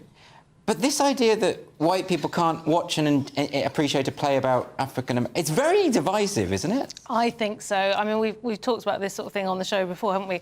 Anything that leads with your immutable characteristics rather than the person is just a bad idea. Yes. But it's interesting as well. Again, we come back to this point we mentioned earlier. The actual edict says a black identifying audience. Yeah. So you could identify as black and buy a ticket. Yeah, and they're calling the evening a blackout. But surely it should be called Black In. It's very confusing, this whole thing. But, no, I think the sad thing is culture at its best is a way of bringing people together. And even when someone isn't part of a certain culture, like there was a play at the Royal Court called Jews Talking, about 6 months ago, and it was all talking about the Jewish perspective over in the UK. And there were the audience were mostly Jewish people to hear their lives reflected, and there were a few non-Jews there. But the point was that it was an enlightening experience, and that's what culture can be. But no one suggested that non-Jewish people shouldn't attend that. And of course not. But I would say that's a ridiculous. I wish there were more non-Jews who came along to that to hear what was said, to learn what life was like for a different group of people from their perspective. And that's when culture's at its best. So the idea to make it exclusive, and they're, to be fair, they're saying it's for one night or whatever, I think it's sad. I mean, it makes me feel sad. Well, it's again this idea, the way that identity politics has gone is that although it might be grounded in really good intentions, you know, let's identify racism and stamp it out, which is a good thing, but actually what you end up with is a more hyper-racialised society that divides people, which is why we ended up, do you remember with the American school in London segregating kids by skin colour for after-school activities? That's the end point of this. And the kids are like, why can't I be with my friends? What's going on? Well, imagine if you're a family that's got some white members and some other... what do you do on the evening? Just, well, mum can't go tonight, but dad can. Or, well, even just saying to kids, like, one of your parents is an oppressor and the other is the oppressed. Yeah. It's not, which is often true, how actually. you should then feel. Yeah. But that's not also, good. it's racist, this idea of the white gaze, like there's some sort of the traumatising element of it, like there is such a thing as a white gaze. Yeah. Ah, it's falling. And number two is that it's somehow that black people would perceive that to be in a negative way, like they're too sensitive for the white gaze. But we're all the same. We all gaze in the same way. You don't have. You certainly do. Well, anyway, what does that mean? It was a pun on gays. It was Josh's casual homophobia, which we all love him for. All right.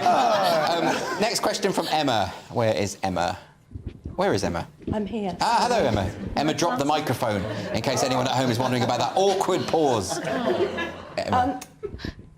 How many is too many when it comes to classroom sizes? Oh, well, I have some thoughts on this. So there is now a funding crisis in England. They're saying now this could lead to class sizes as big as 80 in the school year. Now, look, I went to a comprehensive where our class sizes were around 40, and I thought that was bad enough because we basically did nothing. We just sat there and talked, and the teacher just had to deal with it. But when I became a teacher, I was teaching at a private school, and I was really shocked because all of a sudden it was like 15, 20 in a class. I was like, this is easy. And it was better. And the kids did get a better education. I think it's so key, actually, Cressida, to have smaller classes. It's the single most important thing you can do for schools is to reduce class size numbers. 80, you may as well... I mean, look, that's like... You may as well be a lion tamer at that point. It's a lecture, isn't it? Yeah. It's not... It's like going to a gig. It's not really... it's not a lesson. And there are some classes that aren't going to listen, you know? Totally, yeah. I think it's... I mean, I feel sorry for teachers all the time, homeschooling or otherwise. I think it sounds horrendous. 80... I mean, the opportunities for messing about at the back are just through the roof, Well, not only that, like, marking is going to... People are going to fall behind on marking. It's just not going to get done. They're not going to give any individual attention to kids who particularly need it. Some kids are going to be...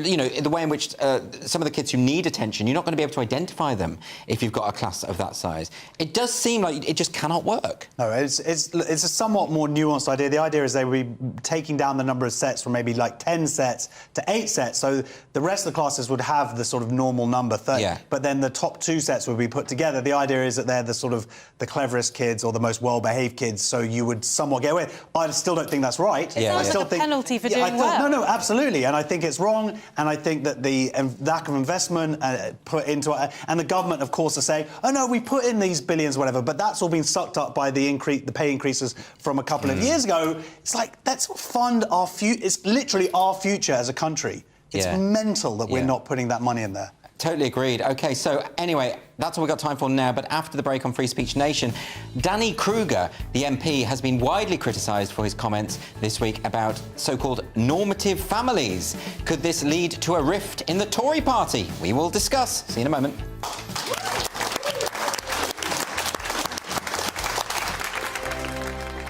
I joined GB News because I was sick and tired of not hearing my views being represented, not just mine, but so many people that I knew and spoke to. I just couldn't get my voice out there. I couldn't say anything. I couldn't do anything. Whatever the narrative was, I kind of had to follow it. GB News is there to provide a voice for those who have been ignored by the establishment media. We think different things, we've got a different style. GB News is here to be optimistic and positive about the future. It's real kind of dynamic and flowing, with the audience very much at the heart of it, like a big family.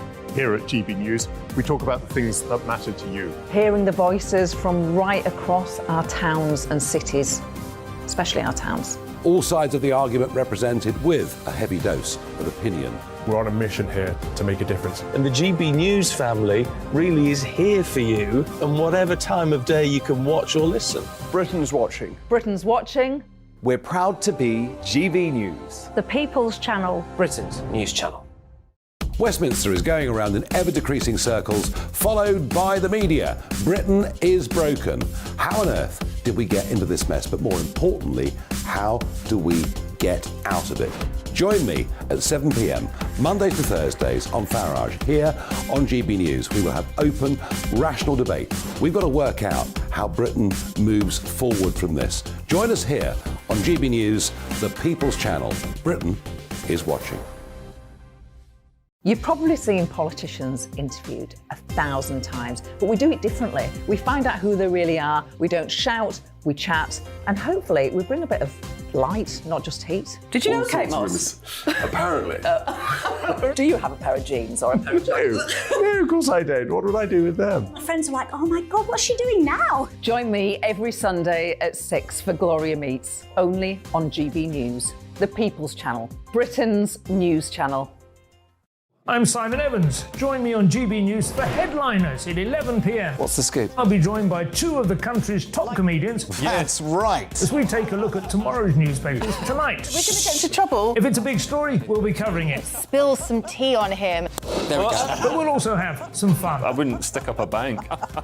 My father didn't love me. So anyway. Headliners every night from 11 on GB News, the People's Channel, Britain's news channel. Monday to Thursday, 9 p.m. till 11 p.m. Join me, Dan Wootton. I'll bring you the sharpest takes and hottest debates. Do you not believe in prison? I don't believe in prisons. I'm completely stunned. I guarantee you there'll be no spin, no bias, no censorship. I actually was personally quite offended by it.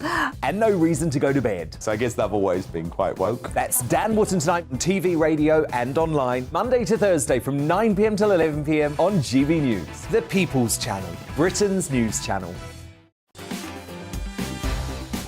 On Mark Dolan tonight, in My Big Opinion, forget about the speeding fine. Suella Braverman's great crime is trying to bring down immigration, backing Brexit and taking on the woke Taliban. This non-story amounts to a coup, and Sunak must stand by his Home Secretary or he has no chance of winning the next election.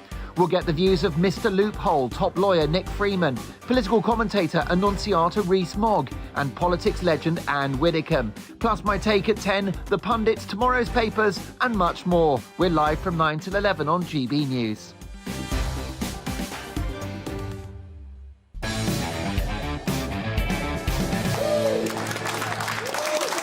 Welcome back to Free Speech Nation with me, Andrew Doyle.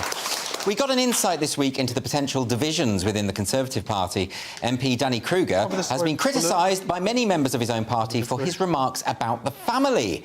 Let's have a listen. Normative family, held together by marriage, by mother and father sticking together for the sake of the children and the sake of their own parents and the sake of themselves. This is the only possible basis for a safe and successful society. So, Tories have been queuing up to criticise Kruger's remarks, including PM Rishi Sunak and our old friend Matt Hancock. Let's hear what he had to say. Huge applause there for Danny Kruger. Your reaction? It is so offensive and it's so wrong. I mean, tell that to the king. You know, he doesn't have a normative family and he is absolutely a strong basis for society. I mean, to make the argument that if you're in an abusive marriage, you must stick together for the sake of the kids, otherwise you're somehow undermining society. Matt Hancock there, always the spokesperson for good family values. To discuss this further, I'm joined by Lois McClatchy, who's Senior Officer at Alliance Defending Freedom UK. Welcome to the show, Lois. And I should say, you're getting married this week. Congratulations. I am. Thank you very much. This is a good time for you to talk about this, isn't it? So, what do you make, first and foremost, of Danny Kruger's comments? Saying that we should support the family and society is just about the least controversial thing that you can ever say. Everybody cares about their family. This is something that we know and is a long-term truth that families do prosper, they make up society. And for a Conservative MP to say that we should do more to support family units is, again, the least controversial thing to say. So it's bizarre. Well, he's a Conservative. Well, he's a Conservative, so you would have thought so. And of course, we've seen some backlashes in the party, which is quite confusing. OK, but was he suggesting that, you know, there are plenty of different types of families, there are same-sex couples with children, there are, you know, there are single-parent families, all this. Is he suggesting that those people be penalised or those people be stigmatised in any way? He made no suggestion of such, that anyone should be penalised. But what he did say was that it is great if a family can flourish. And we do know that it bears out in the statistics as well. Children with married parents tend to report better mental health than those without. Families flourish for the sake of women and men as well. Women suffer less acts of violence if they are married, and men perpetrate less violence when they are married. These statistics bear out in the truth. However, there are, I'm sure you're aware, marriages that don't work, that are abusive, where, you know, people to stay together is a genuine risk. In those situations, surely it is better to part. Of course, there are always exceptions to the rule, and absolutely, people face difficult situations. And we should also say that many single parents do a fantastic job at raising their kids. But that doesn't mean that there's anything wrong or offensive about saying that we should support the structure which enables people to flourish most, and that's the family. And to silence him and say that he, and Matt commented that would lose the party vote for a generation. I don't think that's true. I think lots of people agree that families are great and we should do more to support them. And many women are now reaching the age of 30 without kids, and that's not by their choice. They would like to be able to invest in having a family, but our society is not set up to support them very well. Our tax system is not very family friendly, and we don't give that credit, that support to families like we should, because investing in the next generation is really essential. And what did you make of Matt Hancock's response? It seemed quite an emotive response, I'll be honest. It felt like he was angry. It may have been a little bit of a personal issue to him. I do understand that.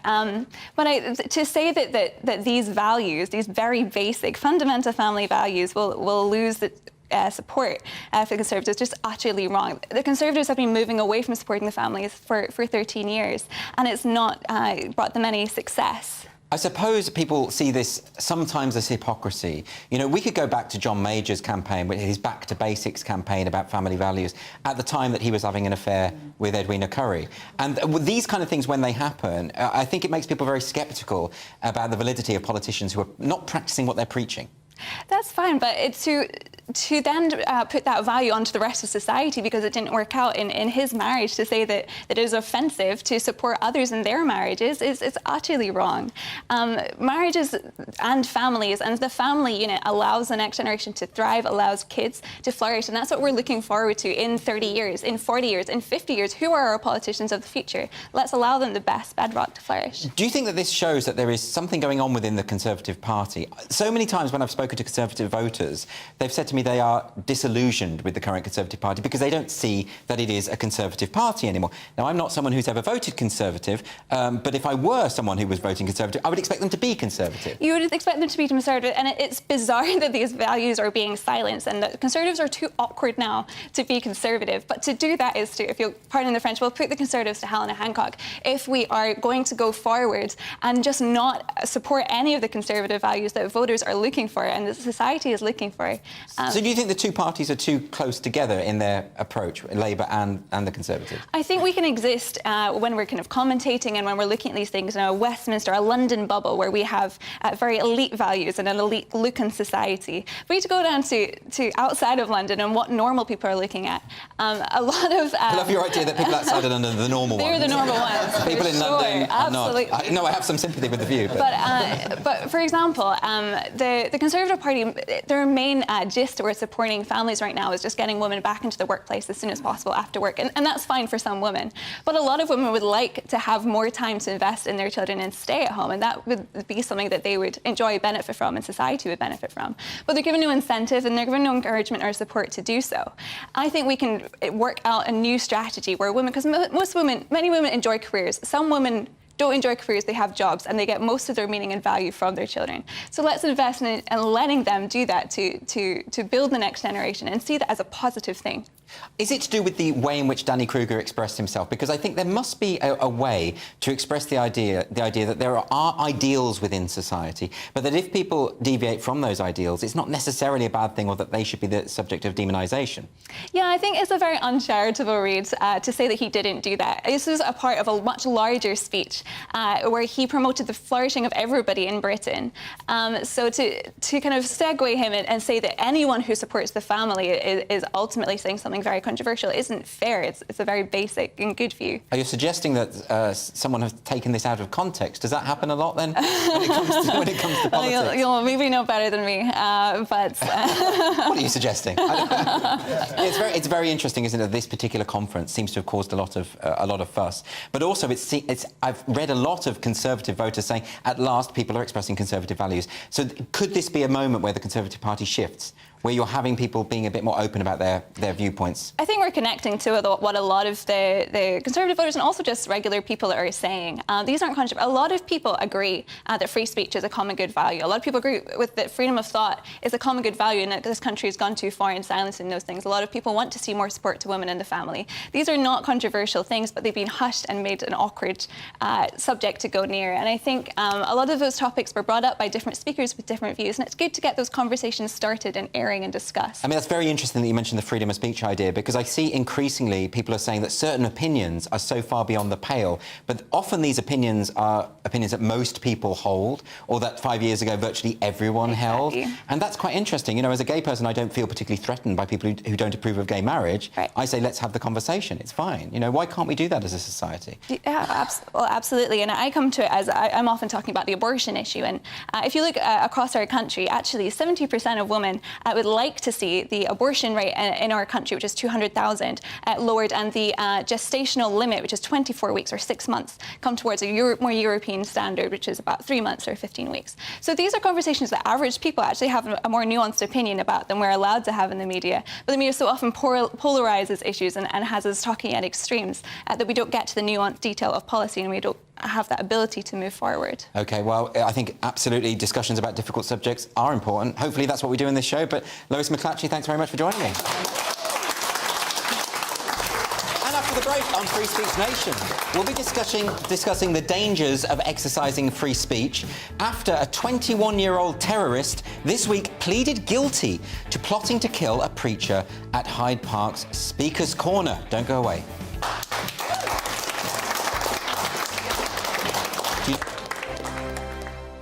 Monday to Thursday nights on GB News. At 6, it's Dubes & Co. 7 o'clock, Farage. At 8, join Jacob Rees-Mogg. And at 9, Dan Wootton Tonight, followed by Headliners. On TV, radio and online. This is GB News. First and foremost, I'm a GB News fan, and I was before I was working here. Just love the fact that we're asking the questions that a lot of establishment media won't ask. With a bit of a twist, we not only want to inform you, but we want to keep you entertained. It's worth the drive because you get in and the team's all ready and waiting, they're itching to go, and it's a proper little family. GB News is the people's channel. It's the audience that makes the programme sing. We're giving our viewers and our listeners a voice. I see the thousands of your letters, tweets, emails, you name it, coming in. Britain is broken. How on earth did we get into this mess? But more importantly, how do we get out of it? The establishment had their chance. Now we're here to represent you. It's time for something different. It's time for GB News. I'm very patriotic. I believe in Britain. Our best days lie ahead. Britain's watching. Britain's watching. Join us here on GB News. The people's channel. Britain's news channel. Join me, Patrick Christie's, Monday to Friday, 3 till 6. We tackle the day's news agenda like you've never seen before. It's high tempo, high octane, the most controversial topics and the best guests. You will not be able to take your eyes and ears off it. I'm not afraid to ask the questions that you really want answered. 3 till 6 p.m, Monday to Friday on GB News, the People's Channel, Britain's news channel. GB News has its own late-night paper preview show, Headliners, where comedians take you through the next day's top news stories. You don't have to bother reading the newspaper, we've got it covered for you. Headliners, every night at 11 p.m, and repeated every morning at 5 a.m. We won't send you to sleep like some of the other paper review shows out there. GB News, the People's Channel, Britain's news channel. Start the day with GB News. We catch up on all the big stories you didn't hear the night before. And take a look at what the world's talking about this morning. That's right, Monday to Thursdays from 6 o'clock. It's Breakfast with Eamon and Isabel. Straight after breakfast, join us, Bev Turner and Andrew Pearce. We're going to take you through till noon. We'll be tackling the big topics of the day, including the things that the other channels just won't talk about. If it's happening here. Wake up to mornings on GB News, the People's Channel. Britain's news channel. I'm Jacob Rees-Mogg, the Member of Parliament for North East Somerset and a former government minister. For years, I have walked the corridors of power in both Westminster and the City of London. We need to have the arguments, the discussions on how we make it better. Crop failures, famine, war, suffering on a scale completely unimaginable. We are putting the cart before the horse. As Charles I said at the scaffold, he was the true defender of liberty. Yeah, I've completely derailed the conversation. Join me Monday to Thursday at 8 p.m. on GB News, Britain's news channel.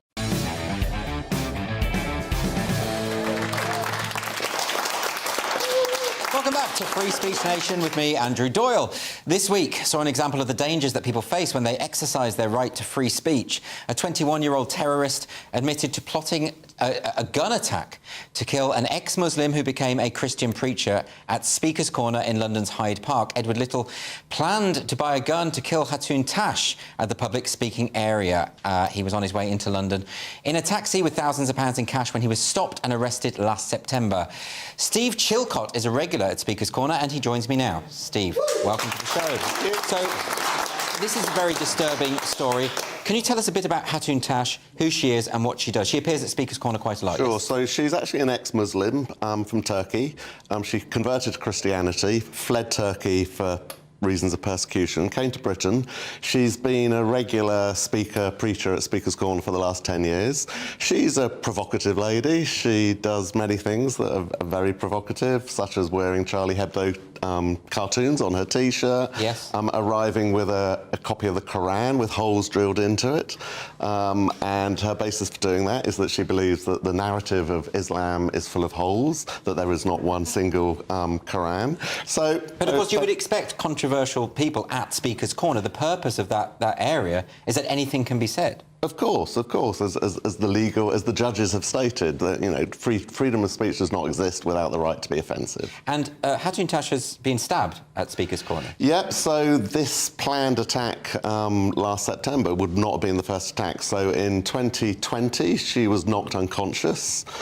So attacker approached her in the corner, punched her in the face, broke her glasses. She fell to the floor, was unconscious, was put in the recovery position. In 2021, another attacker attempted to stabbed her in the neck, or attempted to stab her in the neck. She pushed his knife away. She was cut badly on the wrist and in the forehead.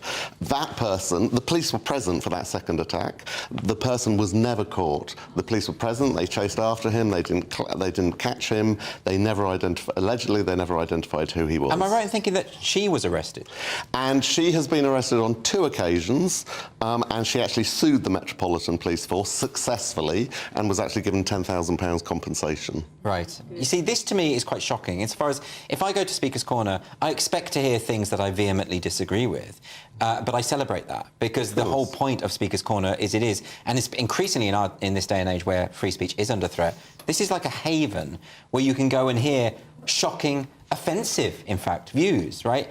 The idea that this is being criminalised. Where are the police in all this? You go there regularly every week.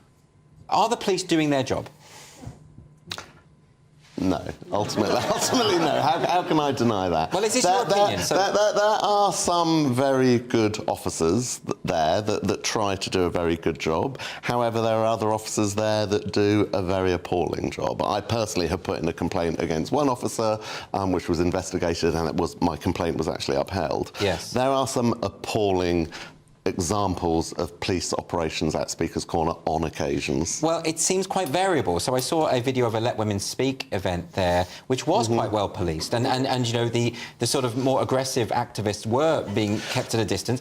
But I also saw footage posted by Graham Linehan where women's rights campaigners were being kettled by a group of trans rights activists, and the police were walking away. Well, precisely. So that was Kelly J. Keane, Posey Parker, who has been going to Speaker's Corner for 2 or 3 years, last Sunday of the month, and without any problem whatsoever. But in recent months, it's got the attention of the trans rights activists.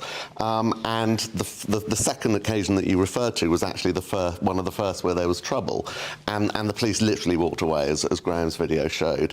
The subsequent week, a lot of us spoke to the police, wrote to the Home Secretary, wrote to the Commissioner of the Metropolitan Police Force. There was a lot of pressure put on the police. Yes. And then the subsequent week was when we saw a very good, firm police reaction, putting a firm line between the protesters and Kelly Jane's protesters. What would you say, though, when critics will say, well, look, these are really offensive views. Why not just, if it's going to cause this kind of trouble, if it's going to antagonise people to the extent that they will attack, well, why bother? Why bother? Well, let's close GB News. Let's close Speaker's Corner. If people cannot say what they want to say within the law, however offensive it might be to certain individuals, we may as well give up. And as I said before, it's all legally protected. Section 29J of the Public Order Act explicitly states that you can ridicule, that you can... you can say as much as you want against anyone's religion or their religious practices. It's explicitly protected in law. But look, we sort of lost the battle a bit on this at the time of the fatwa against Salman Rushdie, in my view, insofar as I think people in the West didn't stand up sufficiently to the idea that a foreign power can declare that one of our citizens should be killed. Yeah. And people were having debates saying, well, maybe he shouldn't have written the book.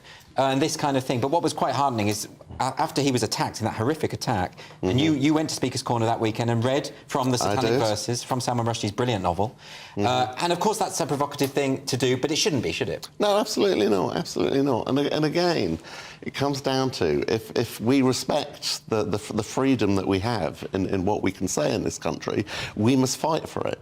However we may disagree with what's being stated. Now, how does it work at Speaker's Corner? It's every weekend, is it? So it's every Sunday, always on a Sunday. Starts around midday, goes on till after the sun has gone down, and it's for 150 years. It started where we hung people, where we hung criminals, and they were given their last opportunity to say what they wanted to say. When we stopped executing people, the tradition continued. So it's a very, very important part of our tapestry of our history. It's been going on for 150 years, and anyone can go and speak on any subject. Unfortunately, in recent times, it has been very taken over by religion, yes. Which is why I always encourage anyone of any viewpoint, any belief, any political stance to come and use their opportunity at Speaker's Corner. And do you ever get put off by the intimations of violence and the threats and that kind of thing? Is there any point where you think it's just not worth it? No. Ultimately, I don't. I mean, however risky you might think it might be in terms of career, be it in terms of physical safety, I just think it's one of those core benefits of our society that we have to keep going. We say Speaker's Corner is the jewel of our free speech situation in this country, and it's a microcosm of the world, both in terms of the pluses and the negatives. We see the world's problems sometimes literally fought out at Speaker's Corner, but we also see that the good things of the world come out there in terms of people from different backgrounds, different societies, different wars going on around the world. It is all debated there. Fantastic. Well, Steve Chilcott, more power to your elbow. Thanks very much. Thank you very much. Coming up in the final part of Free Speech Nation, pop icon Simply Red enters the political arena, plus more madness from the world of recruitment. It's almost time for social sensations. See you in a moment. Cheers, pleasure.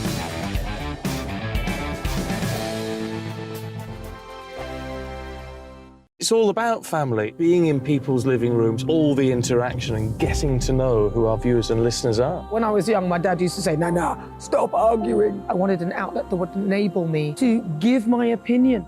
People are going through a really hard time right now, and I know that you don't feel like you're being listened to by the establishment. I came to GB News because it's the people's channel, and I want the audience to have their say on the events of the day. We're dynamic. We do something different. Democracy shows that the wisdom of the nation is in its people. I get to travel to find out what the story is from a personal perspective. The British people aren't fools. We know when we're not being told the full story. We've got to work out how Britain moves forward from this. It's the best country in the world. The establishment had their chance. Now we're here to represent your views. Britain's watching. Britain's watching. Britain's watching. We're proud to be GB News. The People's Channel. Britain's news channel. So Jubes and Co, we tackle the issues of the day with real, robust debate, both sides of the fence, battling it out with me in the middle with my forthright opinions and views. And often really interesting things happen because you start with a position and then by the end of the debate you find actually, well, I might not have thought about that one. What we need in this country is 2 new political parties. You should maybe think about doing a 2024 calendar. I'm Michelle Dewberry and I'm keeping you company right through until 7 o'clock this evening. GB News, the People's Channel, Britain's watching. Join us every night on GB News at 11 p.m. for Headliners, which is 3 top comedians going through the next day's news stories, which is exactly what you need, because when the establishment has gone crazy, you need some craziness to make sense of it. So join us 11 p.m. every night on GB News, the People's Channel, Britain's news channel. Join me, Camilla Tominey, on Sunday mornings from 9:30, taking the politicians to task and breaking out of SW1 to see how their decisions are affecting you across the UK. Bursting the Westminster bubble every Sunday morning, only on GB News, the People's Channel. Britain's watching.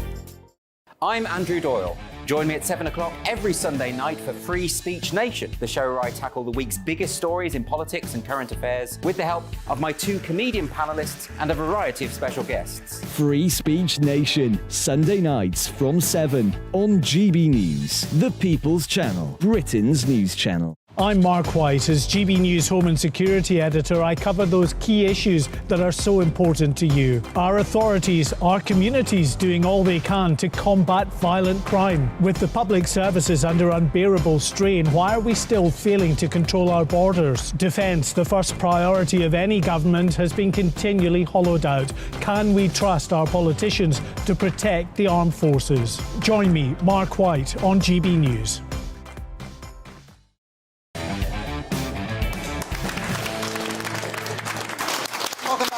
Final part of Free Speech Nation with me, Andrew Doyle. So it's time for Social Sensations, the part of the show we devote to the good, bad and often ugly world of social media. So first up this week, there's a tweet, subsequently deleted, from the hitmakers Simply Red. Let's have a look at the tweet. This is what they say. The Conservative Party are now fascists. Literally. Britain is governed by fascist scum. Scum! This is a fight that decent people in this country must not lose. These are the lyrics to one of their B-sides. But I love the word literally is literally the most misused word in the English language at the moment, isn't it? You know, literally fascist. What do you make of that, Josh? They are not literally fascist. They are literally rubbish. Well, that's your opinion, Josh. That's an opinion which I think the country will back up pretty soon. But the misuse of the term fascist is a problem, isn't it? Even when it comes from Simply Red. Yeah, that level of it's unnecessary. Yes. There are lots of things to criticise the Tory government for. Accusing them of fascism, I don't believe is up there. It has a very specific meaning, doesn't it, Cressida? Fascism is from a very particular period. The militaristic crushing of opposition, the idea of a one-party state, putting people into gulags, all of this sort of stuff. This is not what the Tories are doing at the moment, because I noticed with Simply Red, they tweeted that, and then just after they tweeted about their new concert that's going online, the new album, and in a fascist state, that probably wouldn't be allowed. I think at that point, if you criticise the government, they'd be like, you can't sell any albums, mate. Look, absolutely. Simply Red would not have been allowed if we had a fascist state. No. And it's one of the greatest arguments, obviously, for a fascist state.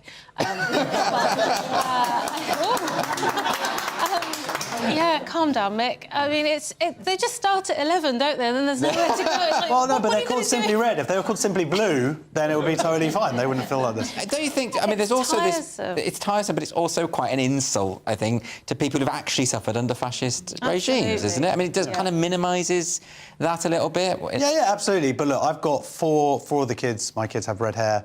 So I have to tread carefully. You do, because Mick Hucknall is their idol. He is the leader. Yeah. So yes, he's the grandfather, followed soon by. I just think it's so strange. Although you know, we shouldn't be worried about when pop artists are doing all this kind of. I remember, like Little Mix have a habit of tweeting about politics, which does always make me laugh a little bit. I'm not familiar with their account. Oh, you're not. I follow them. They tweeted about when the government voted to bomb Syria, and they tweeted an apology to the people of Syria, and of course the people of Syria must have been relieved. I'm sure they were. Little Mix sure they were. We're sorry.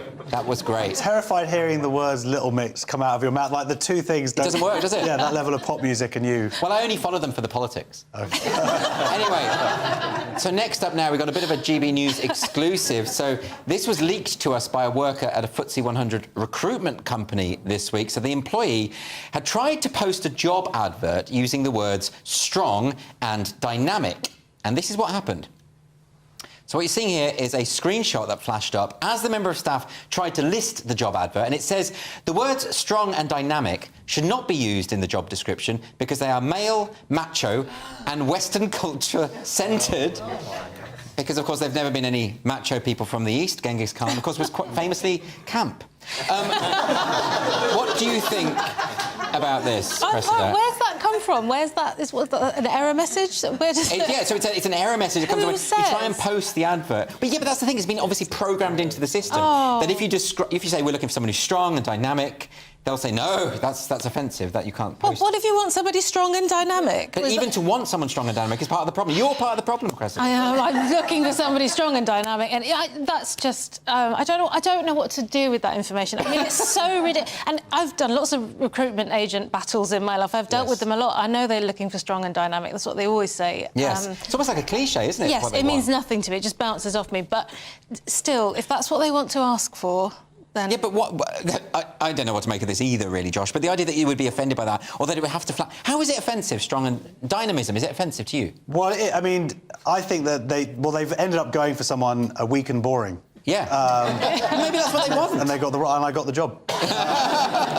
So that's a silver lining to that otherwise sad story. OK, finally, Just Stop Oil protesters have been back at it this week, and it's fair to say some motorists have had enough. Let's take a look.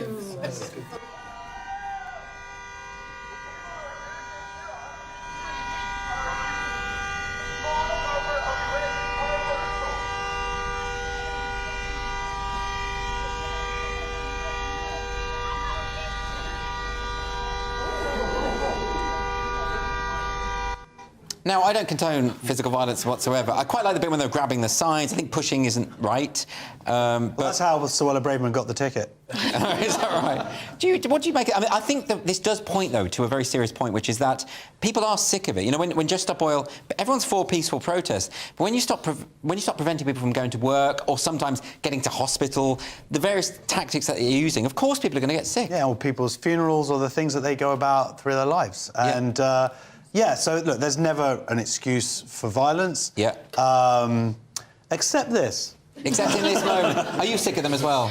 Yeah, I think it's ridiculous. I think it's a shame he shoved somebody at the end. Yeah, he ruined it, didn't he? He was so close to it being a perfect... It's like Louis Schaefer doing his comedy gigs. It's like, it's so funny, and then he'll chuck it away at the end. Okay, that's a very niche reference there.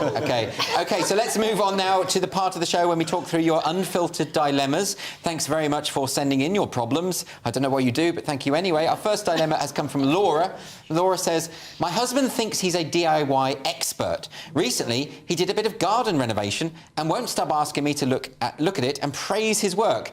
It's actually rubbish. I'd rather have paid someone to do it properly. How do I tell him?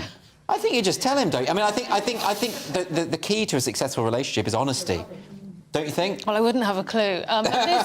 This is why it's very important to put your children's drawings on the fridge, isn't it? Yeah. So that later in life they don't need their garden work to be impressing people. I think she should lie. I think she should... Oh, really? Yeah. Is lying the key to a successful marriage? No. What do you make of this specific one? I think she should just have sex with him. Show her appreciation. Yeah, but that's your answer for everything, John. And I'll shut up about it. Do you think that's what the garden's really about? Is that what's right? Show me your lady garden. OK. Oh, Josh. We've got time just for a final... I'm sorry about this. What is the matter with you? You come on this show with these vulgar ideas. Just really lower the tone of an otherwise sophisticated and highbrow show. We've got time just quickly for the last dilemma from Mariana, and she says, my best friend is pregnant and she wants to call her child Indiana. I want to tell her she's being bloody ridiculous, but I'm worried I might upset her. How should I do it? I thought you had it right first time. Bloody ridiculous. Well, Indiana will have to explain her name to people for the rest of her life. Maybe just call her that on the birth certificate, but she can go by Anna. Yeah, but Indiana's a great name. It's a great film, isn't it? Nothing wrong with well, that. so's Jaws, but you're not gonna... It's not necessarily a reason for... Jaws, that's actually a good name for a kid. There you go. What do you think of that? Jaws for a child. You're asking someone whose children are called Mordecai, R, Woody, Bet and Zero. So... Yeah, but that was a bet, wasn't it? That was... And I won.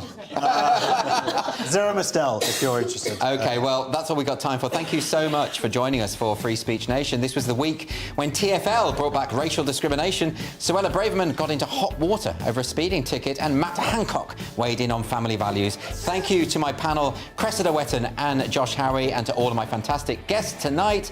And if you want to come to the show next week, go to the audience website and come and join us. See you next time. Hello there, welcome to your GBNews weather forecast from the Met Office. I'm Craig Snell. Looking ahead to the week ahead, most of us, it's going to be mainly dry and settled. There'll be a little bit of rain from time to time across the far north, and that's really how we're going to end the weekend. We have this cold front situated across Scotland and Northern Ireland, so there'll be a focus of some cloud and rain tonight. To the south of it, high pressure building in, and that's signs of things to come as we go through the week ahead. So you can see the cloud and rain across Northern Ireland and Scotland. The rain mainly focused across eastern and central Scotland as we go through the course of the night. England and Wales largely dry, clearest of the skies out towards the west. So here actually turning quite chilly once again for the time of year. Some low cloud will just move in across some eastern coasts as we go through the course of the night, and that'll be quite